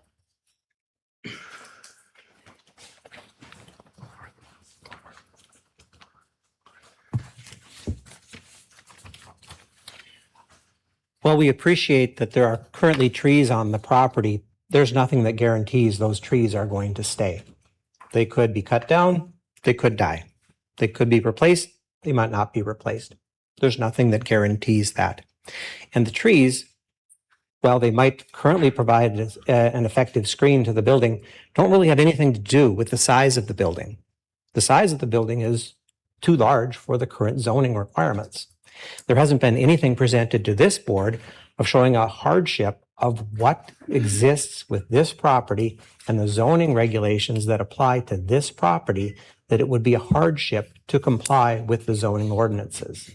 There's been a request to be larger. They would like to be larger, and there's been a request to be closer to the sidelines. But there's nothing that's been presented to this board that says why they can't comply with the existing zoning requirements. As they exist, the 40-foot side yard that's been approved and the 40-foot rear yard, if there are 2 rows of pine trees, people in this area might have pine trees in their yard. I've got pine trees that are well over 25 foot in diameter at the base. So 40 foot and 2 rows of pine trees, that's really not enough room for 2 rows of pine trees. And at the end of the day, those pine trees can die, they can get cut down. We've already heard that there's going to be a swale put in somewhere in this backyard. And presumably that swale is somewhere between the rear of the building and the lot line. That's right where those trees are. So we don't know how those trees are going to survive if that property is entirely regraded to make this swale that is apparently going to happen. The swale isn't a part of something that was required by the Board of Adjustment.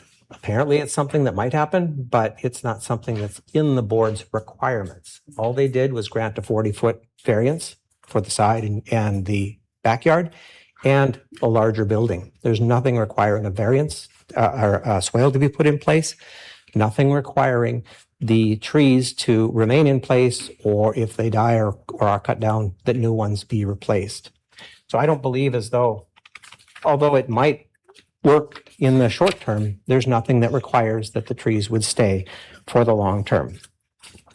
I appreciate that the property owner or applicant has mentioned that they addressed flooding issues, or they've done some research to try to address the flooding issues, but they didn't reduce the size of the building a bit. Their request and what was approved is the same as the request that was originally made. They didn't, although they say they addressed the neighborhood concerns, didn't change the size of the building, which is one of the objections that the neighboring property owners have. Our concern is that there wasn't any hardship demonstrated to the Board of Zoning Adjustment. And I believe that there's not been a hardship that's been demonstrated to this particular board either. In this case, it's simply a request to not comply with the existing zoning ordinances, and there hasn't been any reason given to this board, in my opinion, to say why they can't comply with the requests. As Ms. Osowski stated, different things could occur and different projects could happen and could be approved, but that's not what's before this board here today. What's before this board here today is a building of 3,225 foot, and that request is also to put that building too close to the property lines. So if there are any further questions, I'd be happy to answer any questions that the council might have. Thank you for taking the time to consider this matter. I believe that the request for the variance should be denied, as there has not been a demonstrated hardship by the property owner or the applicant in this case. All right. Thank you. Any follow-up questions for Mr. Workup? And then, we can certainly have discussion. Otherwise, I think the two options. There's to affirm the Board of Adjustments decision or to overturn it. And again, we don't have to make the decision this evening. We could have it at a later date, but obviously we've got everybody here today. Mr. Gosted, sorry, I'm going to go to Mr. Gosted. If you wanted to follow up. There's actually more, you can actually modify the decision as well. And given the fact that there's been quite a bit of information that's been presented to the city council, I would recommend that you wait. I can prepare, take a look at tonight's meeting video, take a look at what has been presented in a little bit more detail, and present findings, some conclusions in an order, because this may be subjected to an appeal, and having that before the district court would be important, I think. So that if there is an appeal, at least the court would know the rationale, and rather than having to take a look at a video and try to discern that, having to watch a video earlier today and trying to discern what was said, it sometimes getting it in writing makes some sense. So that would be my recommendation. Certainly, the city council can make a decision tonight, but I would recommend that it be more formalized in writing. All right, thank you, Mr. Gosted. Why don't we go Ms. Berg first? She hasn't spoken yet, so then we'll go to you, Ms. Osowski. I'd be willing to make a motion to follow what Mr. Gossett has recommended. Okay, we have a motion. I'm going to see if there's a second, then we'll get a second from Ms. Osowski. So, okay, yeah, please. It had to be presented to us today, but how long do we have to make our decision, Mr. Gosted? A reasonable time. Thank you. So it's not defined, but my expectation is that I'd have something to the city council for your September 8th meeting. Okay, I think that is more than reasonable for us to take our time and really kind of go through everything. So, All right, we got a motion and a second. Any further Are we gonna comments? have further questions, Mayor? Yeah, absolutely. I'd like to hear from Ms. Collins. I'd like to actually have an understanding of what the discussion was at the Board of Adjustments meeting. All right, Ms. Collins, for the And record. I'd also like to ask, why aren't we televising the Board of Adjustments meetings? Because their meeting minutes are terrible. I think we've had a history of televising more meetings, so I'm fine with that. Yeah, we should televise them. I agree with that. All right. All right, Ms. Collins, Mayor, please. council members, Beverly Collings, I'm the zoning and special projects manager for the city. The Board of Adjustments meetings have been operated in this fashion for quite some time. I've been with the city 35 years, and I've always accomplished the meetings in this fashion, and the people preceding me also did. There is a lot of discussion at the meetings, or there was in this case. The first meeting, actually, I was not present for that meeting. There were two meetings. The first meeting, the board wanted to do like you are doing and contemplate the issue. And they asked the property owners to get together and discuss it and come to a compromise if they could. Then the second meeting was called. I was able to be at that meeting. Oh, the first meeting, Mr. Cole was at that meeting and was the administrator of that meeting. I had various discussions with both parties, back and forth, and with Mr. Hollingsworth. I advise them on how to present the items as far as their hardships and different things. Hardships, I've learned over the years with experience, can be almost anything. I bought a property, I paid for a very valuable property, and I would like the value out of it. I believe that was the hardship. We don't judge the hardships. We present the information. There are many times where we decide or we speak to the applicant and say, hey, maybe something more reasonable. Sometimes they proceed forward, sometimes they do not. We try to be just a disinterested third party, except for when it comes to the letter of the code. There's been some mistakes tonight, but it's an easy mistake that's made with it's a corner lot. So you have a front yard, a second front yard, and 2 side yards.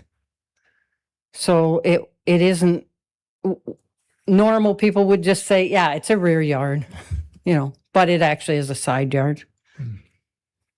If you look at it that way.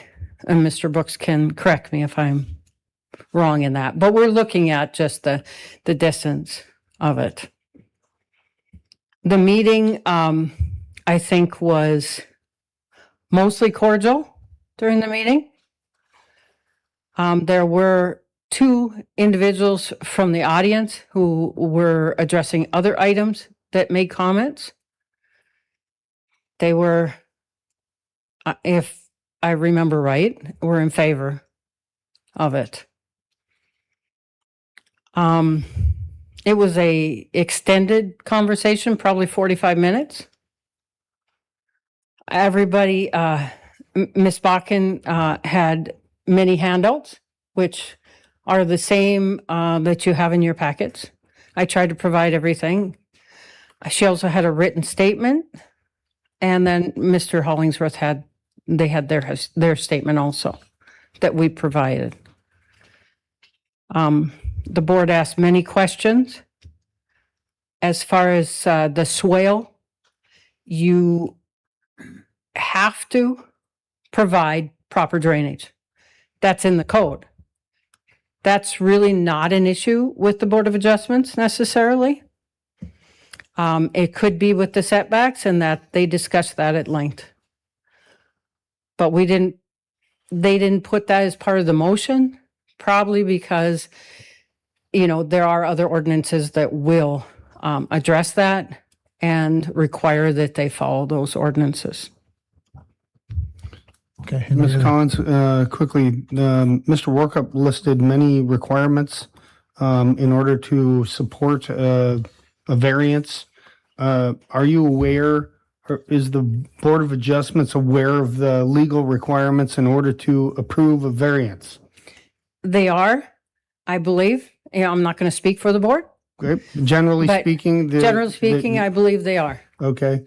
And one last question. Mr. Workup mentioned that in the application, the second page wasn't provided to the Board of Adjustments. Is there a reason why it wasn't? Was it? I'm too thrifty. Okay. That's the only reason. There was just a signature on that, on the second page. Okay. Thank you. Thank Yes. you, Mayor. Thank you. Ms. Osowski, do you have a question? Yeah, I for was Ms. going to Collins? ask about page 2 also, but going forward, I do think that their meeting should be recorded and maybe held in the chambers, so it's easier for us to go back and really watch, get the full story of really what went on. So, thank you. All right, I just got one. Okay, go ahead. Mr. Veen, go first. I got Just one quick question on the flooding aspect. There's 2 aspects, local flooding and flooding from the Red River. Did this flood in 97? It did not. Okay. But it was included in the 2010 map when the entire Yeah, city was it was. remapped. But it was included as the entire area. And the city engineer, myself, all our consultants at the time did not fight that issue in any fashion, that it would not be included. Sure. We just worked with it. So within the FEMA designation, it is. But It it is. did not flood in 97. So the That's other correct. aspect would be a lot of the drainage we talk about is local. When you have a snow melt, then you've got water to drain. When you have a large rain, not any different than most any other property in the city, you got to address how you get water out to the appropriate location. That's correct. And they are the property that flows through. They're the last property. Okay. Any other questions, Mr. Veen? I just had a question for the contractor. Being in that business, is there a kind of a drop dead date? No, go, no, just so if we can accommodate that, we can get As back far to you. as like the timeline? Yeah, I mean, for our Yeah, decision, I mean, whether it's, we would love to have the concrete poured if it's approved before October 1st. That way we have plenty of time to get it in the ground and the floor poured. So if we have, I would say 2 to 3 weeks from today, we would be still within that realm of capability to get the concrete poured. okay. I think that fits the timeline. All right. Thank you. Any further discussion? Mr. Mayor, one last comment to Ms. Bakken. I would recommend planting trees today if you don't want to see your neighbor's backyard, because we never know. Mr. Workup just pointed out that those trees could die anytime. They could be torn down. They could fall over. Can I speak? Yes. Yeah, that's a very good comment. We actually had somebody from the city come out, the arborist, come out and look at the trees and already said one of them's dying. So yes, I mean, there's nothing we can do. I mean, he came out and he was a great person, really looked at everything. So, Thank you. yeah. All right, any further comments? All right, so we do have a motion on the floor, which would be to delay the decision. We're waiting for further comments from Mr. Gosted. I have a motion from Ms. Burke, second from Ms. Osowski. All those in favor signify by saying aye. Aye. Opposed, same sign. Motion carries unanimously. Move That's all we got for adjournment. the special meeting. So we got a motion adjourned, second from President Sandy. Was that a second? Yes, sir. Motion from Ms. Osowski. All those in favor signify by saying aye. Aye. Opposed, same sign. We are adjourned. Special meeting adjourned.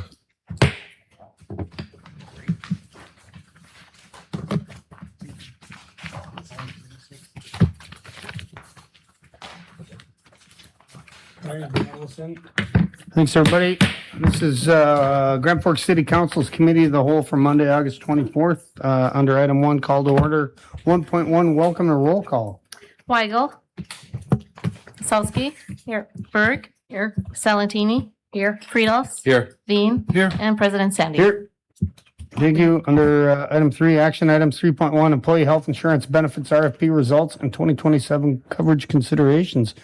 Ms. Bovet, good evening. Good evening, members of the committee. I'll try to be brief this evening. What you have before you today is a request to move forward with joining the ND PERS health insurance plan effective January 1st of 2027. In 2019, the city moved away from the ND PERS health insurance plan in effort to save money and move towards a self-funded model of health insurance. The city has saved money over the years, however, has not been able to get to a place to self-fund the plan. The city's pool has just not been big enough and or healthy enough to get to that threshold. In 2026, the city had a 12% health insurance increase rate, and then proposals for 2027 came in at 15.5% and above. So 2 years with double-digit increases is cause for reevaluating how we move forward. The staff report presented contains information on historic city rates increases and past ND PERS rate increases for comparison. Information on plan design and carrier options were reviewed and shared with city employees along the way. An employee survey was conducted and the results are included in your staff report. Overall, 51% of employees surveyed favored the ND PERS health plan, while 27% supported staying with health partners and 22% backed a move to Blue Cross Blue Shield. The decision comes down to staying with health partners for another year and evaluating coverage each year thereafter, or switching to the ND PERS health plan with a larger pool and hopefully having a more stable, predictable rate increase moving forward. The Pension and Insurance Committee met on July 27th and again on August 17th to review the bid proposals and employee survey feedback. The committee voted to move forward with making a switch to the ND PERS health insurance plan effective January 1st, 2027. This motion includes an associated budget amendment to cover the entire premium for January 2027 to avoid placing an undue burden on employees for the shift in timing of premium payments. Joining the Andy PERS health plan would be a rate increase of 7.4% on single employee plans and an 8.4% increase on family plans from January through June of 2027. And the Andy PERS health plan will have an RFP process which will change the biennial rates from July 1st, 2027 through June 30th, 2029. The city should know those rates by budget cycle next year. With that, if there's any questions, I'm here to answer. Any questions from Ms. Bovet? Ms. Berg? Move approval. Moved by Berg, second by Salentini. Any further discussion? Hearing none, all those in favor signify by saying aye. Aye. Opposed, same sign. Motion carries unanimously. Great. Item 4, discussion items 4.1, 2027 CDBG Annual Action Plan. Mr. Hanson, good evening. Good evening, President Sandy, members of the committee. Before you are the funding recommendations for our 2027 CDBG application process. We received 8 applications. One was rejected as ineligible. Another was withdrawn by the applicant. The 6 applications before you were presented to the Community Advisory Committee on August 3rd. They held a public hearing. They go through a 2-ballot process. First ballot is a yes-no ranking or a yes-no ballot. Those receiving 60% approval are moved on to a ranking process. 4 of those 6 moved on to get ranked, and you can see the top 2 receiving funding there, recommended for funding. The Salvation Army is looking to upgrade their food shelf by adding a loading dock to their facility and moving their current food pantry out of, it's really a mess of a few different rooms and offices, to their fellowship hall. And then also with their adding the loading dock makes it more efficient. Right now, their volunteers are carting items through on grocery carts through the facility. So the second item or the second recommendation is to fund the Grand Forks Community Land Trust, providing them with the remainder of the funding available. They're more easily adjustable. They'll leverage some federal HUD funds and some local funds to acquire some homes to add to their portfolio. So if there are any more questions, happy to receive those. Tonight, we're setting a public hearing date for final approval on October 19th. And I know there's representatives here from those 2 organizations to answer any questions as well. Ms. Berg? I'll move approval. Approval. Is there a second? Second by Friedhoff. Thank you. Further questions? Yes, Ms. Wazowski? Yeah, I have a hard time supporting the Grand Forks Community Land Trust with acquisition of affordable housing. I'm on a housing committee where we're trying to open up affordable housing, and I thought I don't understand then why we're paying people, helping them acquire it, as then we're being told that there is no affordable housing. And so if there's affordable housing to acquire, one, if these are single family homes, they should probably just go to the market. And because there are a lot of people in our community complaining that these houses aren't available. And I just don't understand why we would give money for them to acquire more housing, which I feel puts us in a worse situation than we already are. Don't we want this housing to be available for everybody, but instead they're acquiring it? I know this isn't the first time that we've given them some of the CDBG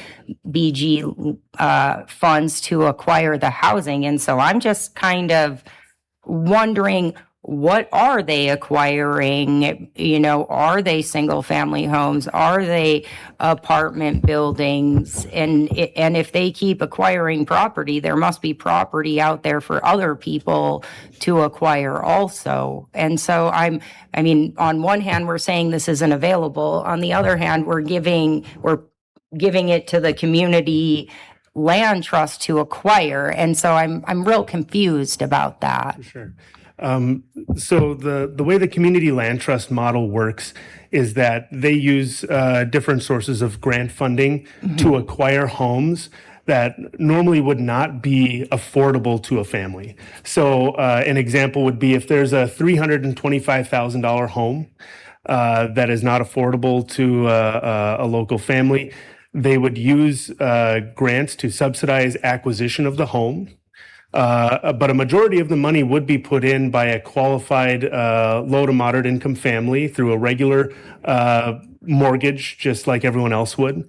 But then the grant funding would also be involved for the overall acquisition. What happens then is the land trust will forever own the land on which the house sits, and the homeowner only owns the house. And so once the homeowner has a 99-year ground lease with the land trust that is renewable, and so they will own that home for as long as they want to. If they then sell that home, they sell it back to the land trust, who then can turn around and make sure that home stays affordable for the next family that comes in. So there's a shared equity piece that comes to that resale. And I'll probably look on Emily with the land trust to come up. I hope I did a good job of explaining that, but it essentially maintains its affordability for as long as the land trust owns the property. And they work with different funding sources to ensure that it stays affordable long term. I think you did a great job, Mr. Hanson. Okay. Ms. Osowski, did he answer your question? He did, but I guess I don't really consider that proper. I feel like that's,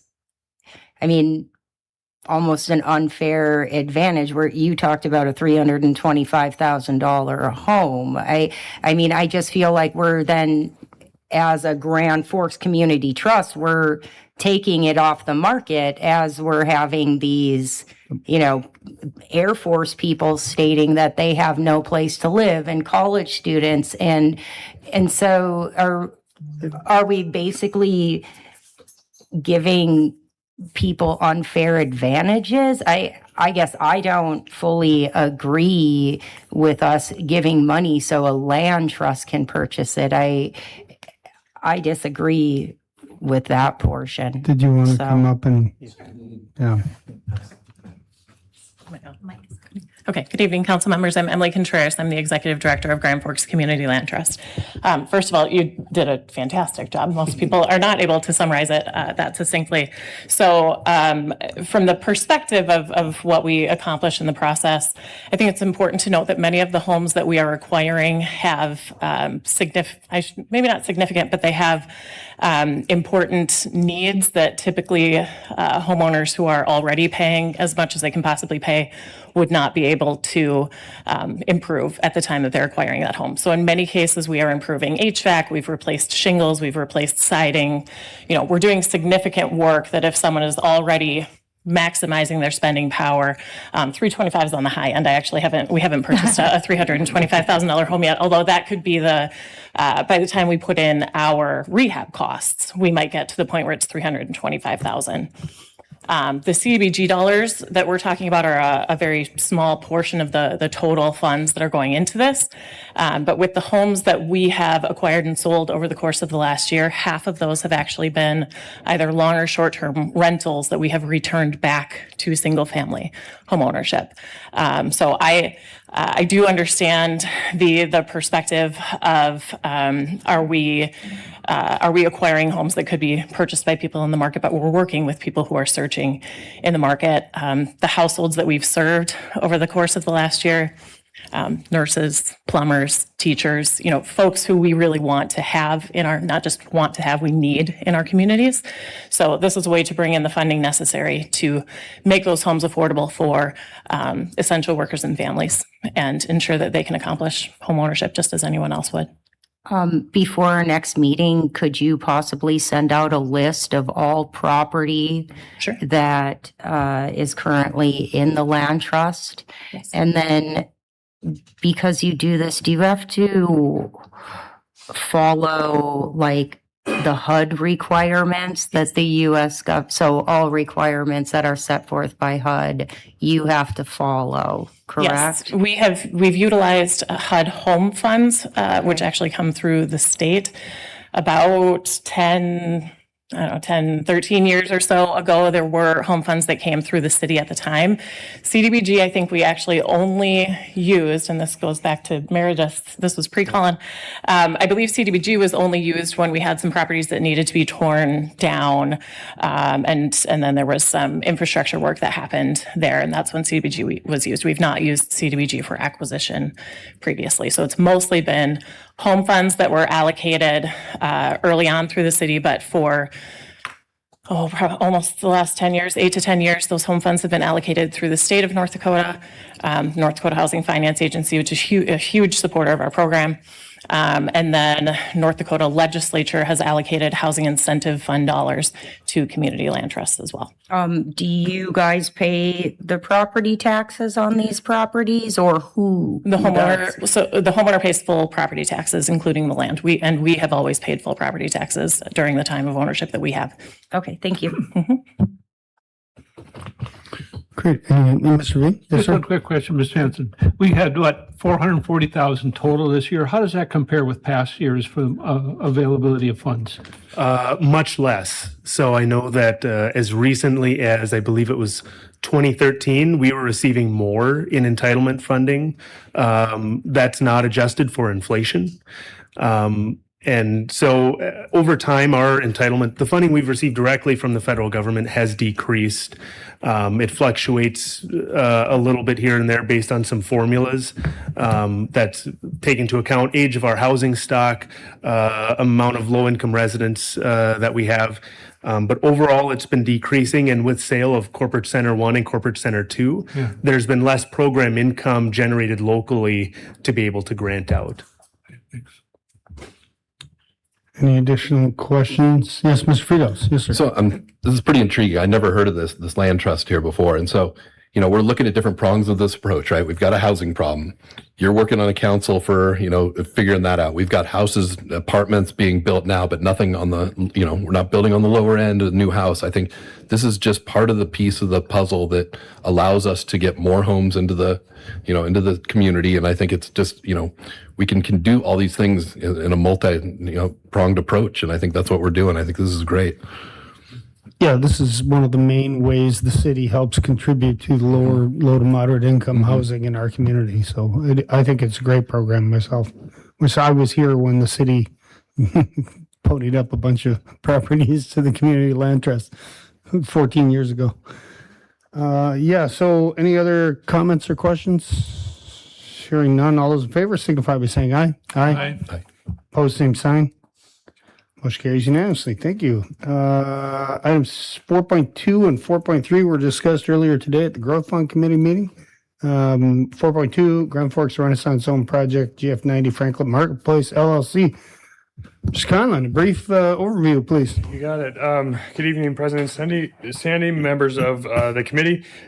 Here with a rent zone lease incentive application for Franklin on 4th project. As you had indicated, President Sandy detailed a bit at the Growth Fund Committee today. Applications from Franklin Marketplace. Just a quick reminder for these that there is no property tax component to this, only the state income tax incentive that we're discussing here. And then just a quick note for these projects is that we're still waiting on a certificate of good standing receipt from the tax commissioner's office. Once that is received, we would forward this on to the state for their approval.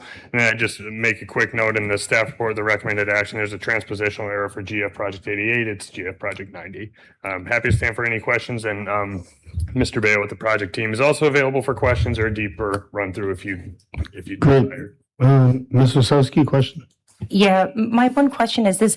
I thought we already approved them, like Franklin for a Renaissance, or for the Renaissance Zone. Were they not here and we did that, or was that just for like the business? Does it follow the business or okay? So It's for each individual business, each individual space. So this is the Okay. previous ones we saw were for the individual business spaces. Okay. This is for the okay. I move approval. Second. Moved by Wasowski, second by Berg. I just have one quick question. Are there going to be any golf simulators in this facility? Too soon. Okay. We don't know. All right, there's a motion and a second. All those in favor signify by saying aye. Aye.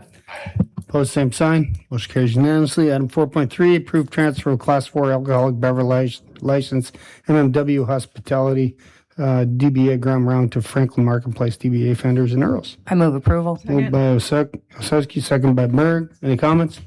Hearing none. All those in favor signify by saying aye. Aye. Opposed, same sign. Motion carries unanimously. Thank you. Item 4.4, authorization to issue and set sale date for refunding improvement bond series 2026F. Moved by Berg, second by Osowski. Any additional comments or questions from Ms. Marine? Yeah, whatever her name is. Starstead, hearing none. All those in favor signify by saying aye. Aye. Opposed, same sign. Motion carries unanimously. Thank you, Ms. Starstead. 4.5, declaration of surplus transfer of 2002 Ford E450 bus, a retired crisis negotiator response vehicle to the Grand Forks Public School District. I move approval. Moved by Osowski, second by Berg. Any further questions? I'll note that this is great. I'm really excited that we're giving the school district this bus for the CTI-CIA. Thank you. All those in favor signify by saying aye. Aye. Opposed, same sign. Motion carries unanimously. 4.6, plans and specs for project numbers 9129.1 sanitary sewer and 9131.1 storm sewer for Grand Valley Second Amendment Phase 1. Move approval. Moved by Berg, second by Osowski. Thank you. Further comment? Hearing none. All those in favor signify by saying aye. Aye. Opposed, same sign. Motion carries unanimously. And lastly, 4.7, the engineering amendment for Pump Station 186 and Force Main upgrade Pump Station 182 and 188, Project 8265, District Number 598. Mr. Veen moves approval. Sure. Second by Osowski. Any comments? Hearing none. All those in favor signify by saying aye. Aye. Opposed, same sign. Motion carries unanimously. Ms. Osowski, anything for the good of the order? Yeah, I've noticed that, and I recently attended, I noticed that the Allaire Center is picking up on the concerts. I think that that is really good. I went to a concert there last Tuesday night, and it was very nice, except for I would have to say that the beer lines were too long, and so they should do something about that. Also, I thought I had a great time at the street fair. It's always nice to see people out there and enjoying it. Also, I really enjoy the vendors that come in from, out of town. We have a lot of those, so thank you. Thank you. Ms. Berg? I was also going to say that the downtown street fair was phenomenal, as well as the farmers market. Thank you. Great. Excellent. Ms. Salatini? Yeah, I went to my first library committee. This time they received some bad news. The county cut their funds. So they are being cut about $157,000 this coming year. So they're being proactive, trying to figure out where they can save that money. So they're looking at if it's cutting time from the library hours or other resources that they have. So right now they're punching numbers and figuring out what would be the best to save that money. I'm sorry, do you know when the next meeting is sometime in September, right? The next September at 11 a.m. It's okay. We'll get it at the next meeting. We'll announce it. Yeah. Mr. Friedhoff? No, sir. Mr. Veen? Vice President Weigel? No, thank you. Thank you, everyone. Is there a motion to I move adjourn? adjournment. Moved by Osowski, second by Berg. All those in favor signify by saying aye. Aye. Opposed, same sign. Motion carries unanimously. Thank you.